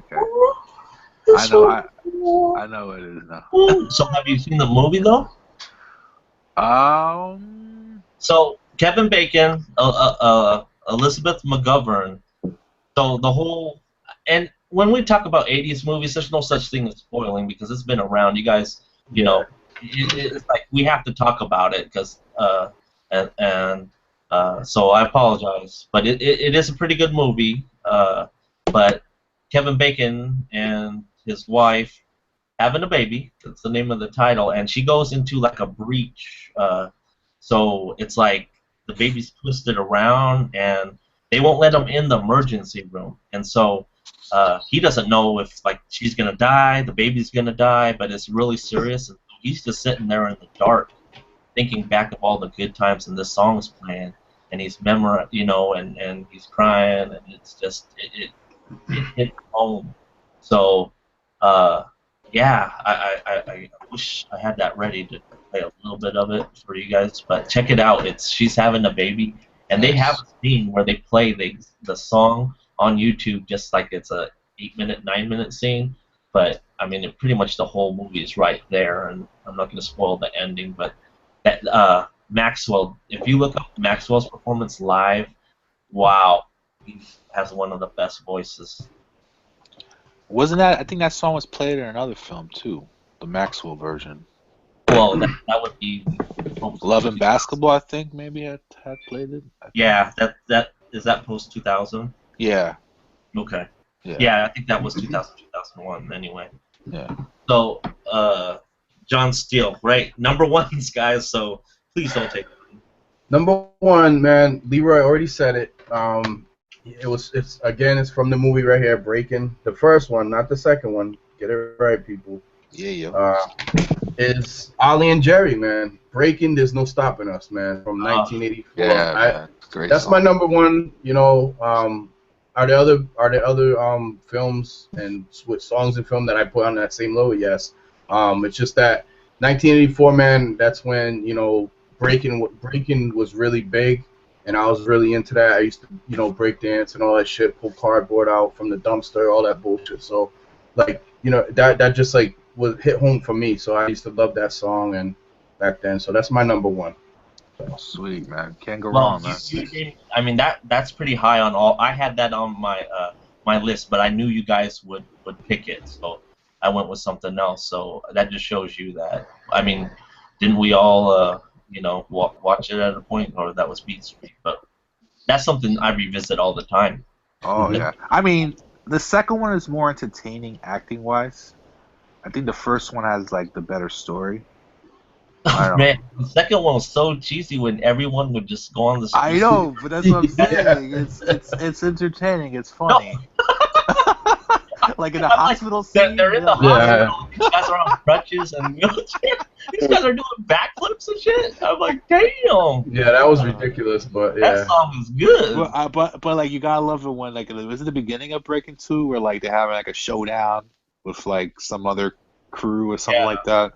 Yeah, but instead of fighting, they're like breaking. It's So hold on a sec. Please no ad. Please no ad. All right. So just a snippet. Uh-oh, you ready? He's gonna do the pop lock with his wrist. Right? Yeah. So great song, guys. What's up, Blu-ray Dan? You're coming at the end. But we're going to hear our number ones. That's what's good. So number one for John Steele, again, is what? For John Steele is Breaking, There's No Stopping Us by Ollie and Jerry from Breaking 1984. Awesome. Yeah, yo. All right, drum roll. Well, number one. Well, like I said, man, I wanted to pick songs, obviously, that wasn't being said. And, I mean, this obviously is an artist that is just, I mean, all time. I mean, I think it could fit in, like, top 5 for any anyone, and that has to be from Revenge of the Nerds, 1984. This was played in a party scene, and this is an iconic artist, iconic song. Thank you. And it's Michael Jackson's Thriller. Yes. Wow. Man, I've been infatuated with this artist. I mean, his videos have been played, tremendously all over. And yeah, man. I mean, Thriller was like a freaking mini movie, man. I was like, how long was it? Like 8 minutes or whatever it was. Yeah. Yeah, man. I mean, the stuff that he's done. I mean, obviously now it's been highly influenced, and now you're seeing like the Justin Timberlakes and Usher. Yep. All those people now that are popular, all kind of like taking, heed from what Michael Jackson did during that time. So yeah, man. So I love Revenge of the Nerds. I watched it a lot when I was little, but they did that at like the contest at the end. No. Let me think. Okay, there's a scene before that where they're trying to get into Lambda, so they have to have like a frat party. Okay. So they have to impress, the Tri-Lam guy to see if they get accepted. So once the black guy, he puts on a Michael Jackson record and it's Thriller, and all of a sudden everyone's getting down. You know what I mean? So. Oh yeah. Yeah. So I can't argue with Thriller, man. That's like one of the highest grossing albums, songs. So iconic. Halloween, it always comes up. But you tend to think that has to be in other films too, right? I'm sure. I mean, Yeah. I was just trying to think of, something that iconic. I mean, obviously the Prince ones, and Yeah. it was So I did do I did do research on that just because I was looking at Michael Jackson. He's like in a lot, but also We Are the Champions of that same album. That's not my number one, but when they did it at the end. Oh yeah, We Are the Champions. We Are the Champions.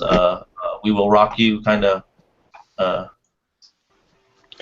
Man, the Revenge of the Nerds has a couple songs in there, man. There's even the contest scene where they're doing like that whole.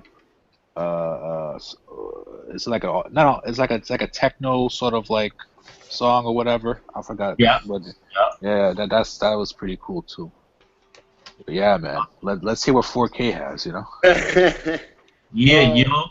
List is you guys, like I said, I don't have what I have on my list. You guys said or mentioned already. This is not really my number one. I have, like I said, I had no particular order, the list that I mentioned, but I don't want to repeat what you guys said, so I'm just going to have a little fun here and be goofy with this pick, and that will be the Bat Dance with Prince from 1989.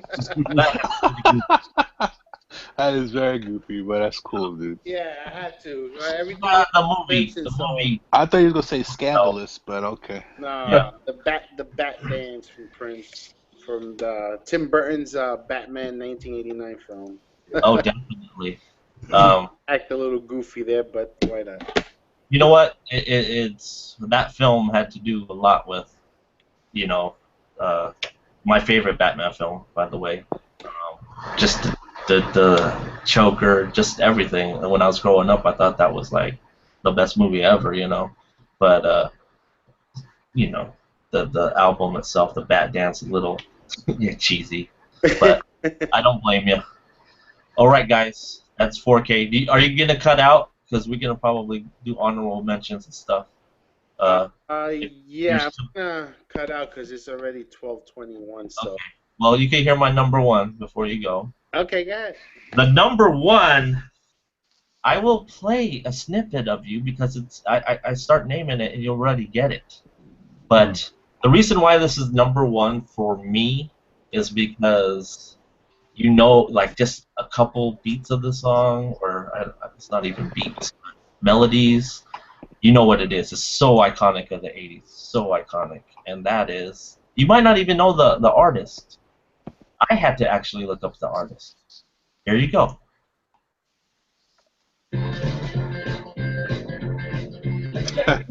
Holiday Road. Lindsey Buckingham, 1983, National Lampoon's Vacation, Holiday Road. Oh shit. Nice. So, I mean, tell me that like that's not iconic. Yep. Oh, it is. So that there you have it, guys. 4K's ready to bounce, but I appreciate you guys doing your homework, being prepared, like unlike some other person. No, but you guys think it was a good go around. I mean, the viewers say for itself. We have 18 likes and 0 dislikes, so thanks guys for that. We have 13 still watching, which is, you know, they stuck around, so appreciate everyone in the chat for sticking around. I know a lot of you may not even have accounts that can't comment, which is fine. I hit you up on Twitter or on Instagram and stuff, which is fine. But I knew this topic would, you know, be very nostalgic for a lot of people. It was for me. I could say I was a little shocked at your guys' picks. Especially Leroy, is you probably had 6 songs that I need to look up that I've never heard of. Oh yeah, man, I told you, man. Like I'm Yeah. a big, And big no, fan of no, the '80s, that's and I had the to help, movies and I held back knew, from but like. it just makes me want to revisit the movies. Yeah. I am a sucker for like a lot of those '80s pop songs. I can't lie. Hey, your boy 4K before you leave, Jose Danilo's in the house. What's up, Jose? Yeah. So, all right, 4K. Any parting words before you part ways? No, this was fun. I had a great time. Like I said, music and movies go together, and a lot of nostalgia here. Like we have a lot in common as far as the songs we grew up on and the films we like that go with the movie and the songs. So, but it's a lot of fun, and I hope a lot of the viewers, that are watching this, look up all these songs that we mentioned, and you can see for yourself, whether or not if you like the song or whatever. But they go together well. So these soundtracks were very influential on me growing up, especially like I said, watching MTV and then watching the videos to the song to the movie, all the promotion going into the film with the song, and overall it's just fantastic stuff. So I had a lot of fun, and I want to thank Blu-ray Hoarder for hosting this cool little stream here on Top 20 Soundtracks. Hey, you're welcome. So Dan just said, "Hey, do more of these videos." That's our intention. You know, we want to do something retro because we're all around the same age. We grew up, so it'll be better. I mean, it may, suffer from the younger viewers, but we just want to educate them in when we grew up and point out whether it's movies, whether we're gonna do music, whether we're gonna do toys, cartoons, TV shows. We could do a lot of things, video games.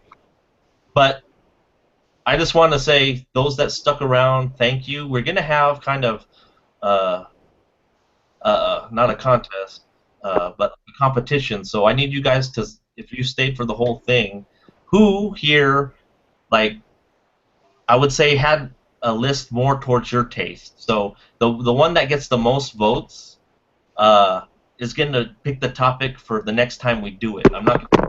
Next week. I'm not going to say it's going to be, you have to wait a month, but we'll come up with a date. But we do plan on doing this with just the amount of likes we got, and it's the timing. Yeah, it sucks that a lot of it's 3 a.m. for you guys watching, but we think that when we upload it, and I hope that music didn't get flagged, but we'll learn from it, that people will view this and watch it. It just so happens to be on my channel, but if any of you guys want to host, but the rule is whoever gets picked, the topic has to lead the chat, has to lead kind of how the stream goes, because it is a little draining for those of you that have done streams on their channel. So, but anyways, thanks 4K. I know you work in a few hours, but it was fun having you. Great input. Yeah, 4K. Thanks for being on, dude. Thank you guys for having me, and I appreciate it. It was a lot of fun, and I can't wait to find out what's the next segment about. Whatever it may be. Yo. Yep. So chat, throw some topics in there. Maybe we got it, but we discussed it before. We kind of have an idea what we can do next, but just help us out. We'll pick someone different. I don't want to do it back to back, but so I'm gonna forfeit. So don't pick me.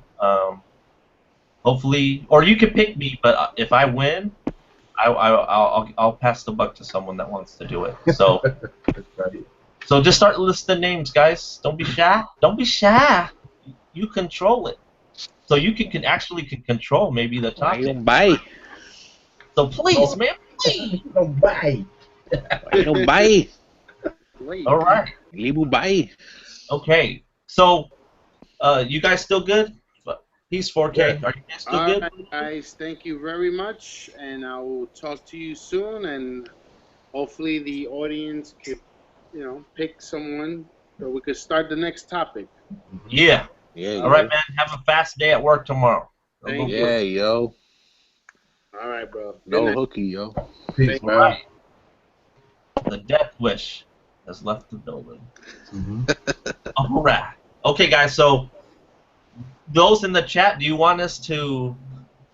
guys want to have your input, or do you want us to go into like stuff we missed? Because I got probably 50 more I can pop off that are like, whoa. Yeah, I got a few alternates too, bro. Yeah, Yeah. so we can go like that, but let's play the game where if you mention it, we can't re-mention it. You know what I mean? So it's kind of like a process of elimination. All right. Yeah. Okay. Well, look at that. No one said a name. Gonna have to go with Leroy. Damn. Jeez. Oh man.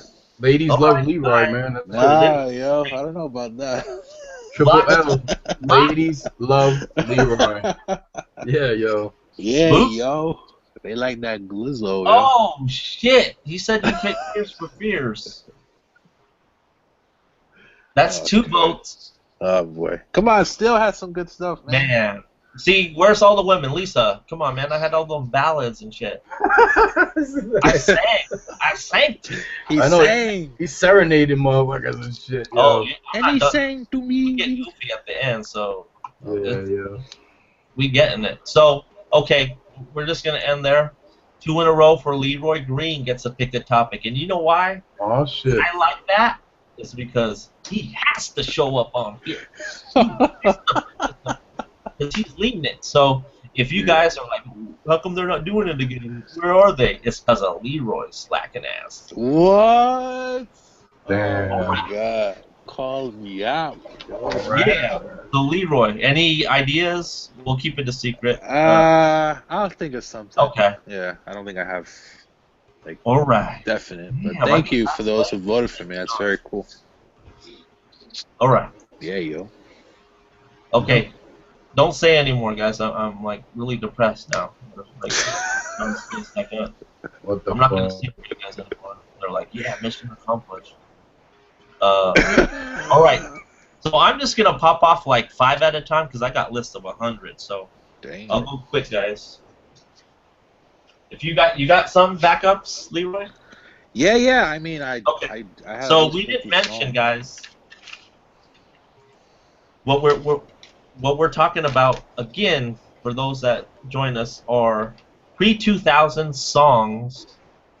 Has to be before 1999 and earlier of songs that I guess now, since we're doing honorable mentions, are kind of iconic of 80s cinema. So when I was making this list, I was like, oh damn, you know, I want to mention this because the audience is going to like it. So that's my take on how I pick these. But these 3 songs are kind of all the same. I got them mixed up, but they're different years, they're different movies. But 1991, Robin Hood, Prince of Thieves, Everything I Do it for You, Bryan Adams. Yeah. 1993, Three Musketeers, All for Love, Bryan Adams, Rod Stewart, and Sting. 1994, Don Juan DeMarco, Have You Ever Loved a Woman, Bryan Adams. So I guess Bryan Adams was making that money in the early 90s. Oh yeah. Song. So that's a couple, and then you got. I wish 4K was here because he likes Daft Punk. And how I picked this is I wanted a Daft Punk because I love Daft Punk, and The Saint with what's that guy's name? Val Kilmer. Yeah, Val Kilmer. It's called Da Funk, and look it up. It's like techno-ish, but those familiar. That's like key. It goes. Oh, I know. Yep, I know. What you're talking about, yep. The video had like a guy that looked like that dog, like that bloodhound dog that fights crime. That's what it was pretty much about, the video. But yeah, you want to name a couple? Because I can go Batman Forever, Kiss from a Rose, Seal, Oh 1995. yeah, yeah. Got 1996 Space Jam, I believe. I'm surprised no one mentioned that. Oh, I was going to, but I thought you guys were. Oh shit. When I got to Yeah. number one, I was like, "Shit, where should I go?" I know. But I had to go with my heart, what I liked. Mm-hmm. So that's why I mentioned it now. Coneheads, Tainted Love, Soft Cell, Okay. Soul to Squeeze. Yep. What shocked me was 4K, man. I didn't know he was in the Nirvana and Pearl Jam. That makes me happy. Okay. Any more, John? Yeah, I got a couple, man. A movie we probably all have now, and that is "I'm Gonna Get You, Sucker." The track I like off this is by K9 Posse, and the name of it's called "This Beat Is Military." So, Nice. yep, that one. I also have "I Like It Like That." This is a very expensive DVD right now. It needs a Blu-ray. This is from Yeah, it's out of 1994. print, dude. That DVD. "Come Baby Come" by K7. Oh, come baby, come baby, baby, Come, baby. baby, baby, come, come. Yep, that one right there. No, Another one. I don't have the. There's no Blu-ray for it. I do have the DVD. I think Leroy needs the DVD too. 1995, Kids, the movie Kids. It's a track by J. Rue the Damager called "The Bitches." So that one off Kids. What else do I have? Oh, I'm gonna go way back to like 1970s, 1975. Diana Ross, the theme from Mahogany. Do you know where you're going to? I mean, I just love that. Never heard of that. Do you know where you're going to? Yeah. Do you like the things that life is showing you? Yeah, Okay. That's the song right there. So love that song. That's actually a movie that came out in '75, but I saw it in the late '70s. My mom is the one who introduced me to that movie because she loved anything Motown and Diana Ross and stuff like that. Yeah. Ricochet from 1991. I know Horder knows this one. "I Love Your Smile" by Shanice. I think it's "I Like Your Smile." I like. It could be "I Like" or "I Love." Yeah. Yep, that one. Yep, that was in Ricochet from '91. So there's that one, and that's my alternates right there. Okay, Leroy. Oh man, yeah, I mean, I had a lot of the songs that you guys mentioned, but I try to not repeat the same songs. Yeah, yo. The top list. So, but Hey, obviously, that's fun. Nothing but trouble. The same song. I mean, New Underground. yeah, yo. Let's see here. Let's see stuff I probably. I mean, obviously Madonna. Who's that girl? Obviously. Oh yeah, Madonna. Let's see. I mean, Ari Cara from Fame. Billy Ocean from License to Drive, "God of My Dreams." Yeah. Yeah, and also Mercedes Boy. Yeah, Mercedes Boy, of course. Pebbles, Highlander. right? Yeah, oh yeah. Queen, Princess of the Universe from Highlander, 1986. Let's see. Oh yeah, Bloodsport. I don't know if you guys remember the end song, the Bloodsport, "Fight to Survive." Yeah. Stan Bush. He also did a song for Kickboxer in 1989. Plays in the beginning, "Streets of Siam." That's also very 80s cheese, and obviously picking stuff no one's ever gonna ever pick in their lifetime. But yeah. Oh yeah, Crush Groove, 1986. Crush Groove, All Stars, Crush Groove, man. Oh yeah. Karate Kid, Survivor, Moment of Truth. Obviously, Bananarama, Cruel Summer. Oh yeah, this is a funny one. Remember, Teenage Mutant Turtles 3 from 1993, Baltimore, Tarzan Boy.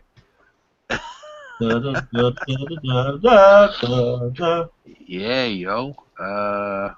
Yeah, this is another one I was gonna say and I forgot. It was Dr. Doolittle. Was it 1998? Aaliyah, are you that someone? Oh yes, Yeah, yes. feel little. I get the soundtrack too, man. Oh, another one from Jermaine Jackson. Men in Black. Oh, Blick. Let's see. With your Blick. Patti LaBelle, Stir It Up from Beverly Hills Cop. Obviously, Bobby Brown on our own. Dougie Fresh Spirit from Ghostbusters 2. Oh, come on, man. oh, Which one was that? What soundtrack? Ghostbusters 2, Oh, man. which had Bobby Brown, Yep. Dougie Fresh Spirit. I think Christ,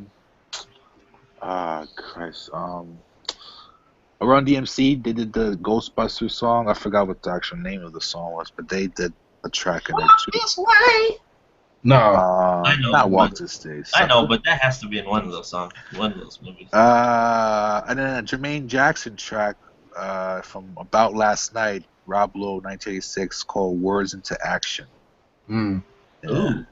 And Dave will love me for this. I put a George Michael song from Beverly Hills Cop 2, I Want Your Sex. Oh. Alright, Dave, you know I have to do this. That. Oh. Yeah, yo. Okay, let me go. Ready? Go ahead. Yep. When I wake up, you know I'm gonna be. Benny and June, 1993. Yes. I Will Walk 500 Miles by the Proclaimers. Come on, man. Iconic. Oh, yeah, yo. Okay, the number one, I did research of what everyone else thinks is so iconic, is Wayne's World Bohemian Rhapsody. Oh, yeah. 1987. Yeah, yo. Freaks Come Out at Night, 1985, Houdini, Jewel of the Nile. And then he also had When the Going Gets Tough, Billy Ocean. Tough Get Going. Yeah. No. Caddyshack, I'm alright. Oh, yeah. 1980, Kenny Loggins. Fucking Kenny Loggins, man. Oh, dude. right. He did another one, Winnie the Pooh. Christopher Robin. Okay.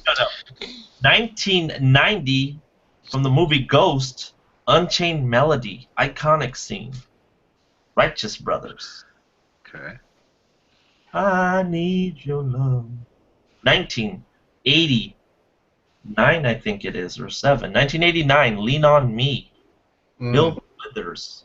Yes. And opening scene, Welcome to the Jungle. Oh, Guns yeah. N' Roses. Yeah, yo. 1998, from the movie Can't Hardly Wait, Foreigner, Waiting for a Girl Like You.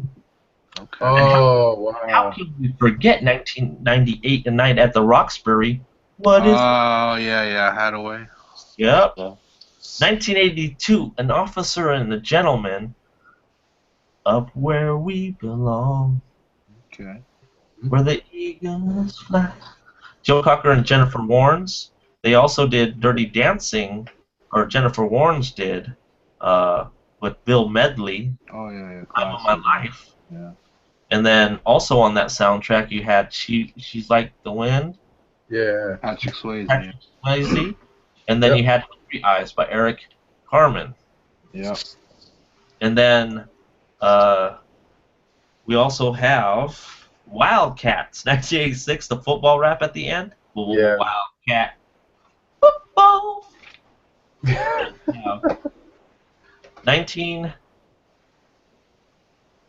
1997, the hit Black American Princesses, a.k.a. BAPS. Oh, shit. Get Down on It by Kool and the Gang. Get down on it, yo.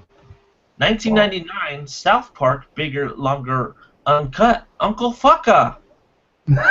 Ray Parker. Then you got,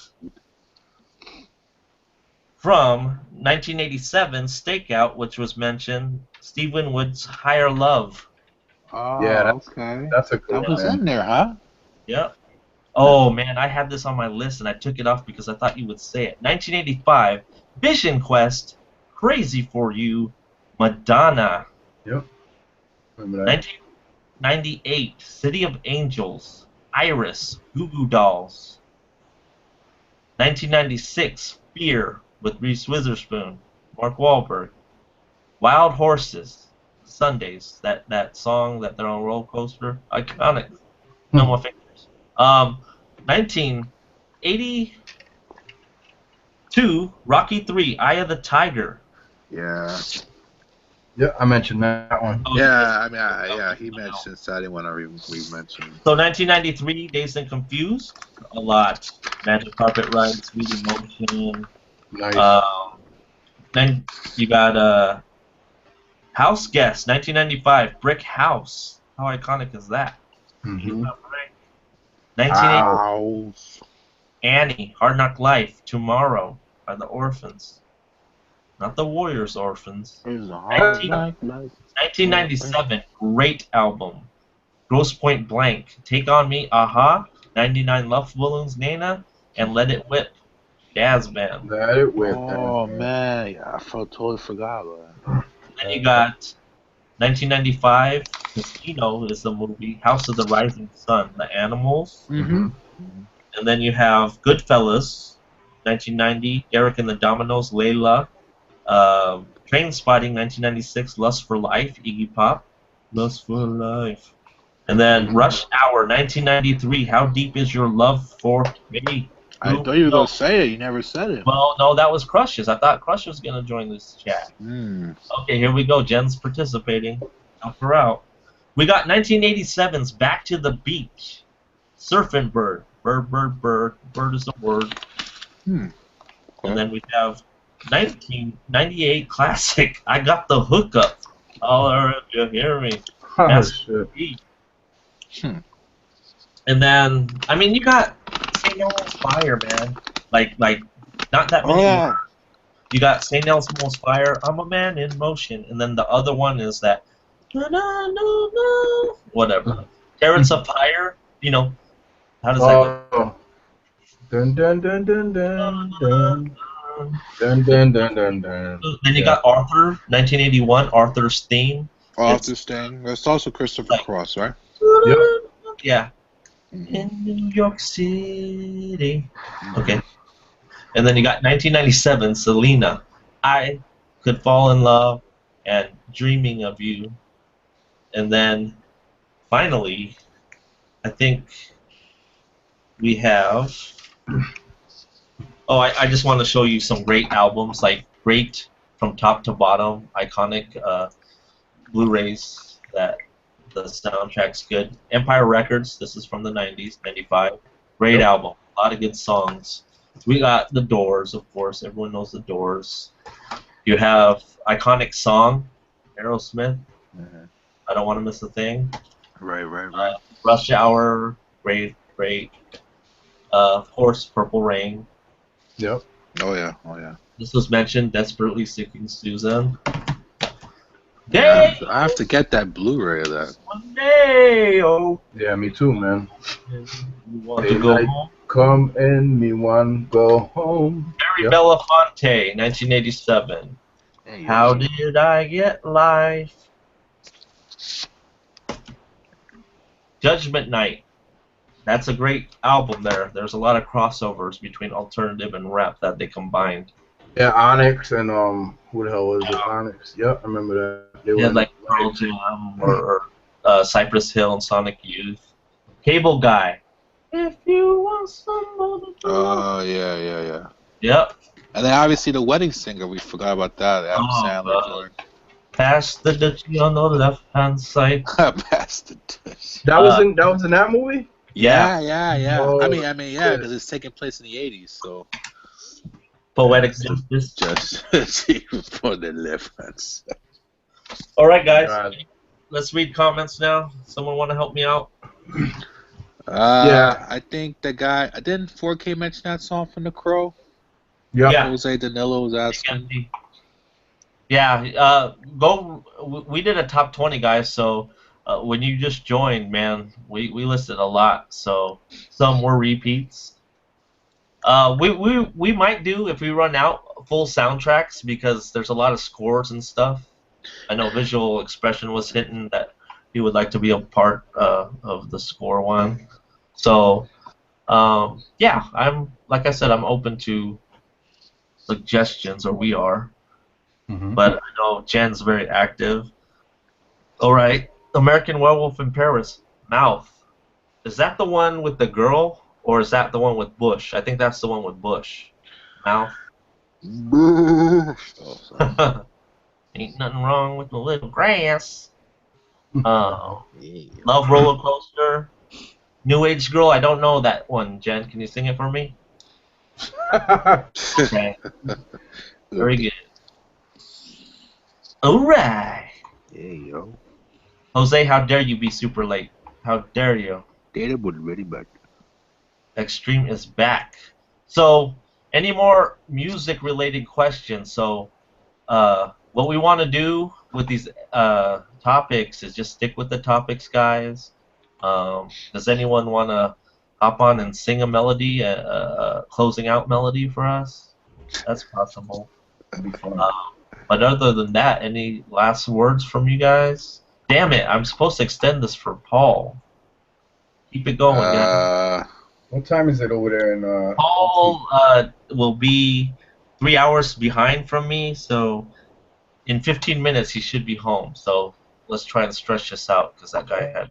All right, we can do that. Well, you can leave anytime you want because you're tired. But Yeah, yo. Leroy. Yeah, yo. Sipped up that Coke, yo. Coca-Cola, that is. so all I can say is, oh man, you're coming at the end, Nick. 31 Film Talk, but hopefully this doesn't get flagged because we were singing. I mean, I sounded exactly like the artist. Yeah, all the yep.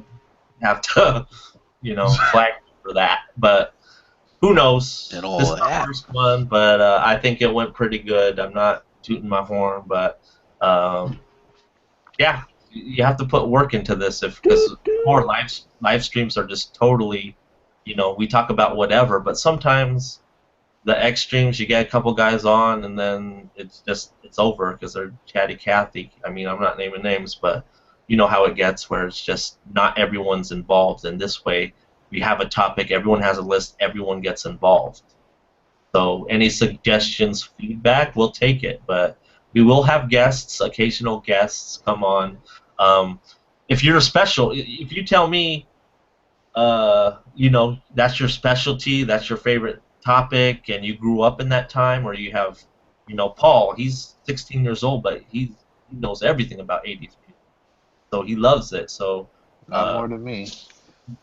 I'm just messing around. I'm sorry. Just teasing. I don't know. That's questionable. I know.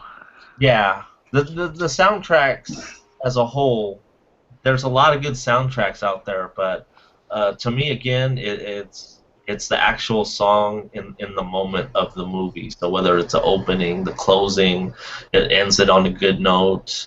But like to me, it's those songs that, man, it makes the movie. You know what I mean?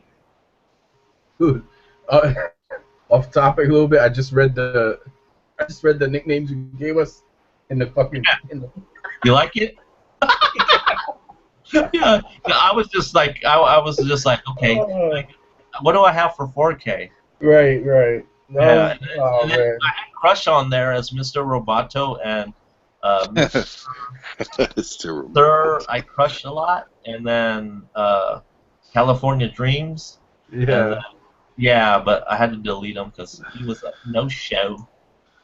He called out. Mr.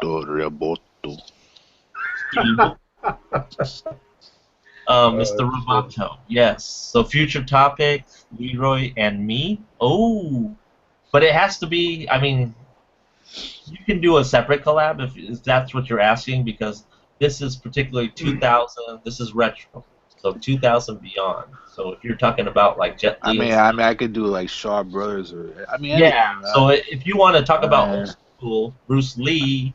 that's a good topic. Like the Bruce Lee to like his whole you know, from Bruce Lee down, his influence in the whole kung fu phase of the 70s into the 80s. So you're saying, I mean, this is new to us. So you're saying not just do top lists. I thought this was just top list. Are you talking about? Oh, I don't know. It No. all depends, man. I don't know. Okay. No, but that's an option of having just two people talk and shed some light on stuff. I don't mind that. Yeah, yo. I mean, obviously 4K, and you know, especially even still, they have an idea. I mean, 4K knows all about the whole, you know, the canon and some of the cheesy The only Asian brother here. You didn't even shout me out. Come on, man. Box set, sucker. You into grudge? You into that grudge music? Yeah, man.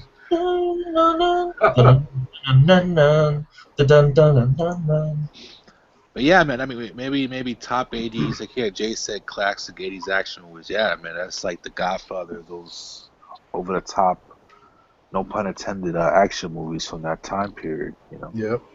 Yeah, he said 80s and 90s too. Yep. If Leroy, I mean, he gets to pick the next topic, but it may not be martial arts. It may be something, you know, a little bit more generic. But yeah, Nick. I mean, hit me up, Nick. Yeah, future episode, totally, man. You claimed it. So we're only gonna probably do one guest on each episode, just because there may be a total of 6 of us that are regulars. Some of them couldn't make it, but you're talking 7 people. This gets too much, especially you're doing lists. That's like a lot of people to go around, and we do these streams pretty late. So, but yeah, we'll write you down. You can remind us, but don't be like, please, man, please, like private messages. Yeah, like an hour from now. Please, man. Okay. All right. Fuck. Shout out to Blu-ray Evan. We still remember you, buddy. BRE, come back, yo. You're missed, buddy. Come back. Yep. I missed those, you know, great comments. Yep. Top pickups. Yeah. All right. So, anything else? How many people are watching? 12 people. We're just stretching this out, guys, because what's his name? Saucy Aussie. The Saucy Aussie is coming. Hey, yo. Oh shit. Kangaroo Jack. Kangaroo Jack. All that. Okay. All that. All right. Question time. Go, guys. Movie. It's retro. So anything to do with the 80s, the 90s, 70s. Hey, Hello. Hello. okay. Okay. You know, it was a good one too, because I said Teen Wolf 2, but another one from the first Teen Wolf movie was that song that comes at the end of the movie. Oh yeah. I had that on my list too. Yeah. Oh, you did. Yeah. Mark, Craig Saffin or Mark Saffin? Yeah, something like that. Yeah. I like that song too. Though. Oh yeah. Win in the end. Win in the end. Yeah. So okay. So do me a favor, 31 Film Talk. Read the description, or rewatch the video. So I've explained about 3 times, but you just jumping in. Read the description. We do top 20 list now, and it's on a specific topic. So the previous streams, it would just be a free for all anything, but this is more monitored kind of thing. It's a way for us to talk about what we like, and mostly for me it's nostalgia. It's just reliving the childhood and bringing those memories back. Maybe Men at Work Down Under. Okay, what movie though? Oh no, he was that's a Jackson. Down Under. I wonder if that wasn't a movie, that song. Oh, I'm sure it was. Probably at Men at Work. Hey, that'd be funny if it was that. I doubt it, but Needs a Blu-ray. no, that's on Blu-ray. Oh, yes, it is. It's not released. Yeah, but it must be it must not be doing well because I never see it advertised anyway. It's a double feature with a Rodney Dangerfield film, right? Okay, I think so. Yeah, I mean, I would get it if it's like $10. That's I not think like it's something you gotta Back spend to more. School and Men at Work. I think that's the Oh, one that. how can we forget my most guilty pleasure song, 1989, Beaches, Wind Beneath My Wing. Yeah, Bette Bette Midler. Midler. Yep. How about 1970, Butch Cassidy, Sundance Kid? For those of you Westerners, iconic. Raindrops falling on my head. B.J. Thomas. Yeah, Oh, yo. Jen said that it's a 2-pack with Easy Money. Yeah, What? yo. Tupac Shakur? Men at Work. Yeah, 2-pack, exactly. 2-pack. I heard they're still working on making a movie about him. Yep. 1990, Ford Fairlane. Rock's the Cradle of Love. Oh, I got that shit too, yo. What What about let's see. Young Guns 2. Okay, Live It Up, Mental. This is what Jace wrote. Yeah. How about the soundtrack to Grease, dog? Oh yeah. How about 1988, My Mother is a Step Alien. Pump up the volume more. Jesus. You've Yes. ever seen that movie? Yeah. Yeah, yo. Clockers. Crazy. By Clockers. Seal. 1995. Yep. What? Gridlock. Gridlock with Tim Rowe. Yep, good music. Like Tupac, like I don't know what's going on, man, but they could put out a box set. Well, here's the thing, though. It all depends on the studios. Like, let's say Juice is by Paramount. I mean, Paramount rarely. Those studios. They may be under a deal with Warner Brothers. You don't know who's actually putting out Paramount titles. And then, what's the other one you just mentioned? Above the Rim is New Line, which is also Warner You Brothers. go Above the Rim, Poetic Justice. Poetic Justice is Sony, which is strange. Yeah, it's. I mean, I would love a set, man. It'd be awesome, but you know. Is there any Tupac movies? Any? That's a good question. I don't think so. Tupac. Not even Bullet with Mickey Rourke. That doesn't even. Yeah, I don't think. I mean, I don't want to say no, but it's looking like it. But it's like Spike Lee put out all those, double packs. Why not do something like Juice and Above the Rim? Right. Well, that was a different company, so forget. That's why. Yeah, I know, but that's the way it is, man. It's just, they can split the profits, or someone buys. Well, that's the thing, though. Maybe see, that's why, right? And that's why I like. I mean, I hope like a company like Shout Factory, it doesn't have to be Scream Factory, that can maybe acquire something like that, where they get someone, because I mean, I know horror sells and cult films sell, but I mean, a lot of people would like to have those Tupac films on Blu-ray, Yep. Oh, Goodbye Horses, the one with Wild Bill, Silence of the Lambs. Yep. That's an iconic scene. Yeah, I didn't enjoy, but some others may. Fuck it, even if Mill Creek puts them out, I mean, shit.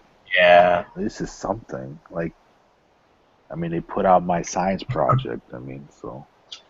Screen Factory. Legend of Billie Jean, just came out on Mill Creek. Love that movie, Leroy. Yeah. It up for me. I remember you kept on saying that needs a Blu-ray, and I'm like, okay. Yo. I saw bits and pieces on TV, but I'm telling you, it's not a good movie. It's just it's just cemented in the '80s, that time period. Yep. And obviously, like you said, that song really elevated. Like, you're right. If that song wasn't played in the movie, it wouldn't have the emotional impact it would. Holy shit, guys! Stand By Me. Benny King.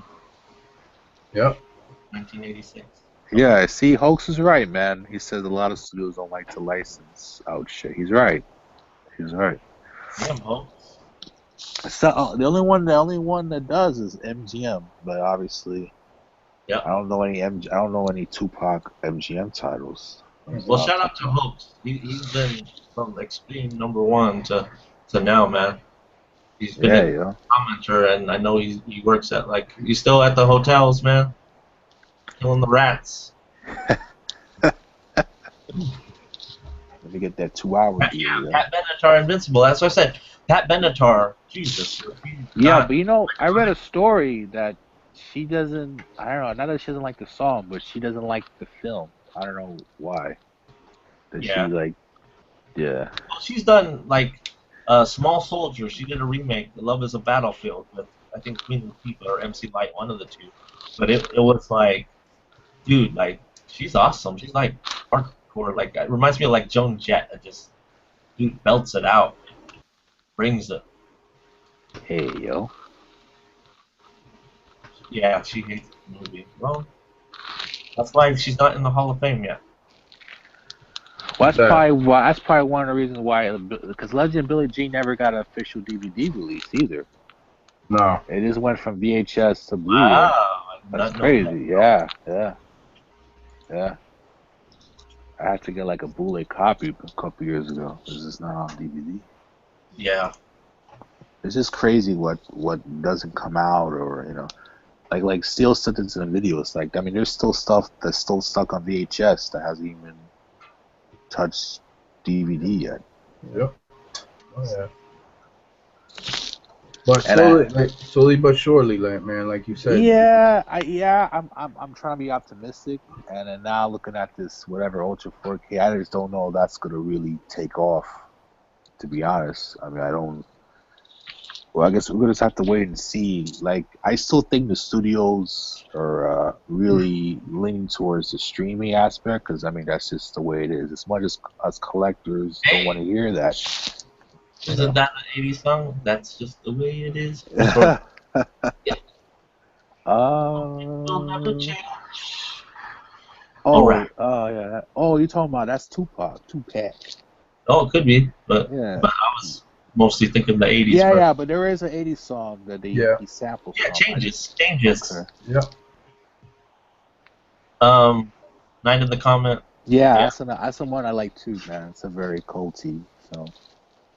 Hey, what's up? I like it, man. You Well, come hello, in. CP. We're just waiting Hello, on CP. someone. But please read the description of the stream. And we've already been doing this for what, 3 hours? Almost 2.5. Mm-hmm. Top 20 lists. That's what we're gonna do. Where's Dennis? Dennis was over here. Hello, my fellow. Hello, CP. Shout out to Dennis. He's gonna let me win this contest. Oh shit. All right. That'd be some shit. Hey, everyone, not sub to John Steele. That's my shout out, part of the contest. Yeah, yo, go give him a scissor up, yo. Thanks to Horta for that, man. Thanks. Well, normally you're not gonna get much, just because people don't normally watch contest videos. So, we'll get you there. Everyone in the chat, sub to Movie Man Jace. He's commenting. He does streams too. Yep. He'll be a guest one time. Cool cat. Who else makes videos? CP's doing a new Yeah, let's tripod. He'll sub come to up with CP. the sub, man. Let them get past Blu-ray Dan. They're having a competition. Yeah, yo. So, shout out to WrestleManiac, aka Blu-ray Maniac. I love it, buddy. Yeah, he's bringing back Most the streams. too. So, I like jumping on his streams, commenting. It's kind of a free-for-all, which I finally get to take a break from that. So, shout out to Daddy Bobby. Chatty Bobby. Yep. Yeah, I was watching Shout out to 31 Film Talk. He just did his Cloverfield week of Kaiju, Big Monster Week. You still have those up. You're into Godzilla or Kaiju. They're coming out with Pacific Rim 2 soon, right? Gojira. Gojira. Check him out. Mothra. What's that other one? That kind of generic Gamera? Gamera, yeah. Shout out to Jen. We're trying to tell her to get Angel Eyes. We're trying to get her to make videos, which she's contemplating. And Jose Danilo, he actually met 4K. All right, Paul's home. So get your ass in here, Paul. He twittered me. He twittered. I'm gonna quit my Twitter, guys. It's all about IG now, so I don't even post things on Twitter. I'm hardly on there either, man. Like I go on there once in a while, just because there's other people I know that on IG. Oh, that was mentioned, Jace. that was mentioned. When the going gets tough, the tough get going. Julian Nile. Yeah. I mentioned it. The Aussie man is coming. Jace is like,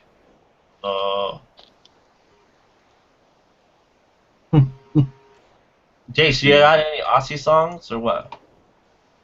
Yeah, I'm gonna invite Jason here just for like the last, because he's like Australian too, so he can translate all. No, actually, he was supposed to do a stream. It didn't happen, so hopefully, guys, he's got some Bond, a James Bond stream with Aaron Pinn and Dean DVD. Some of the old school G's with a lot of knowledge. They're gonna reschedule that, so you know, it's kind of a good thing for us, just because it would split the viewers. But yeah. Yeah. There Austin you man. go.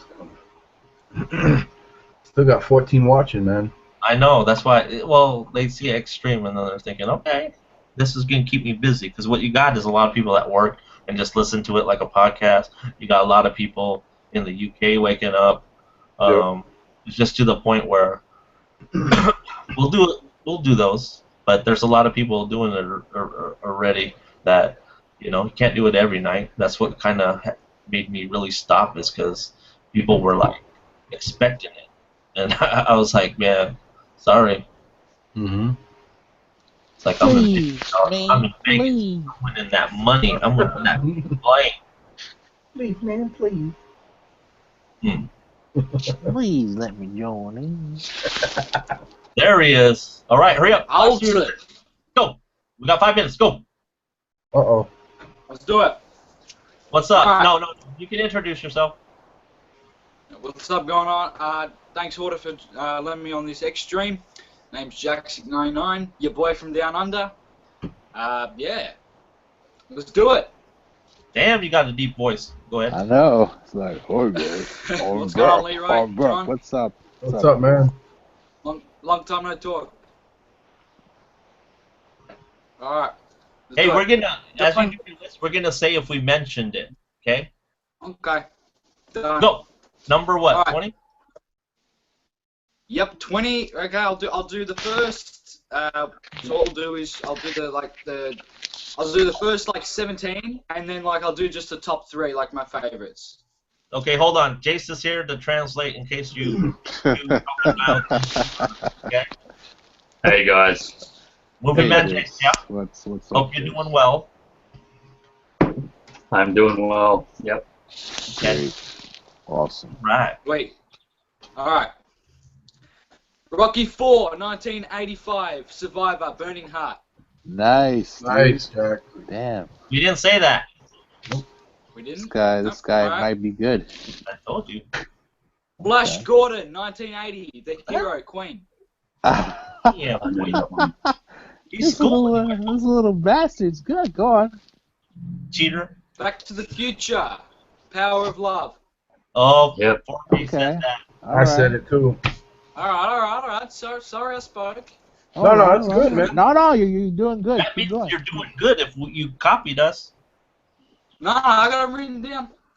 All right, Dirty Dancing, 1987, Hungry Eyes, Eric yeah. Cartman, Nice. and Time of Your Life. Yeah. Translate. Life. Translate. What does that mean there, Jace? What did you say? I'm just Sing kidding. it. Paul, It's sing the it. time of your life. Oh, okay, thanks. Paul, how does it go? I forget. You gotta, we you take gotta, each other's hand. Dun, dun, dun, dun, dun, dun, dun, dun. That's no, right. no, you gotta That's say right, no one that's puts right. no one That's puts right. baby into a corner. You gotta say it, Paul. Come on. It's a hungry eyes. Hungry Eyes. Okay, The Breakfast Club, Don't You Forget About Me. Okay. Yep. All of us had that. And we are not alone. Nick. Yep. Halloween 5. I don't know if you remember the song called Romeo Romeo. It was just made for that movie. Nice. Damn, boy, he's digging deep. Problem Ah. Child, 1990. Bad to the Bone. Wow. George Wow. Yeah. Who's Ooh. singing? Right. What's the artist? George Thorogood. Yes. Very good. Yep. Detroit Rock City, 1999. Kiss, Detroit Rock City. Okay. Nice. I had that. Yep. Next one. The Wedding Singer, 1998. You were listening. I had Video Killed the Radio Star, and I had another one. Pass the Dutchie on just- the left hand side. Huh? Pass the Dutchie on the left hand side. No, it was a different one. Don't worry, I might get back to it, but don't worry. Clueless, 1995. Smoking Popes, I Need You Around. Good Okay. song. Groundhog Day, 1993. Sonny and Cher, I Got You, Babe. Oh shit. Ooh. Nice. Beverly Hills Cop, The Heat Is On. Wow. 1984. Okay. Nice. But Vacation, 1983. Lindsey Buckingham, Holiday Road. Ah, that was my number one, dog. Yeah, that was his number one. You got it off me, dog. Hey, get up. Dang. You're You got it done. off me. Bye. Nah. Sorry. Oh, I'm having computer problems. Oh, stream's ended. Time's up. He's ejected off Christmas the live Vacation. stream. Hold on, Paul. Christmas Vacation. Hold on, Paul. Oh yeah. Paul. Your mom's calling you. You have to go downstairs. Yeah. Slow the fuck down, lads. Keep going. Keep going, keep going. Christmas Vacation, 1989. Marva Staples, Christmas Vacation. Nice. Okay, alright. Nice. That's a good one. Pulp Fiction, 1994. Urge Overkill, Girl, You'll Be a Woman. Ah, Pulp Fiction, of course. Girl, Yeah. you'll Yep. be your woman soon. Yep, there's that one. This one again, Terminator 2, 1992. George Thorogood, Bad to the Bone. Mm-hmm. Reservoir Dogs, 1992. Steelers Wheel, Stuck in the Middle. Good one. Stuck Iconic in the scene. middle with you. So that's what I mean. Is like that song makes that scene. Yeah. Yeah, definitely. And now for the top three. Yeah. Oh shit! Drum roll. Top three. At number 3, we've got Dumb and Dumber, 1994. Dead-Eyed Dick, New Age Girl. Never heard of it. Yeah, you have. How does it go? You know how it goes. You said you I played it for you and you were just like, that's Dead-Eyed Dick, yo. Watch your mouth. Damn. Don't be saying genitalia on this stream. Go. He's the host here. Still- Jeez. There's a movie called Still Crazy from 1999, and it has a song in it called All Over the World Tonight by Strange Fruit. That's it actually won Best Song for the movie at the Really? Academy Awards. Okay. And now, for number Okay. 1, can I please get a drum roll? I know what it is. No, you don't. What is it? It's the outfield, right? Nope. Oh my god. No, That's no, a- movie. No, because you said that was in Tammy, but you can't use that movie because the movie has to be from the 2000s or less. Yeah, well, Tammy sucks anyway. I don't care. I know. All right. Here it is. Aha. Boy George. Kingpin. Yeah. Kingpin. 1996 English beat. Save it for later. Oh. Now you see. Ah, Yeah. No. You're better singing than me. Save it for later. All right. There you have it. The end of the stream. What's up, Jordan? Peace. No, this is in the house. So, yeah. Yeah, I'm sorry, guys, but we're going to have to end this because it has to be a watchable video. You get it? So, next time, guys. Biz, man, you knew the time. You just came too late. Next time. Shout out to Visual Expression. He's coming back. He's coming back. All right. Bye. bump. All right, guys, we'll go private real quick. Mm-hmm. But Jacek, thanks for sharing, and Jace, thanks for hopping on. It's up to these guys. Jordan, man, let's talk cereal. Here, I'm gonna invite you in real quick, and then we'll go off air. But I have to end this. It's time to say goodbye. To yesterday. Yep, that's it, man. Go plug your channel real quick, Jace. Okay, guys, if you haven't already, sub to Movie Man JS. Do everything that you enjoy, Blu-ray updates, a lot of live streams, different movie discussions, and everything else. So check it out if you wish. Sweet. All right, invitation sent. What's your favorite cereal, guys? Think about it. That might be the next subject. All right. Have a good day. Thanks for watching. Hey, just before the trolls come out and wake up, we are at 19. Hold on. Okay, 19 likes, 0 dislikes. So That's good, man. there you go. Very That good. shows that we held our own. So haters You gonna did hate, it. but Yep. have a good day.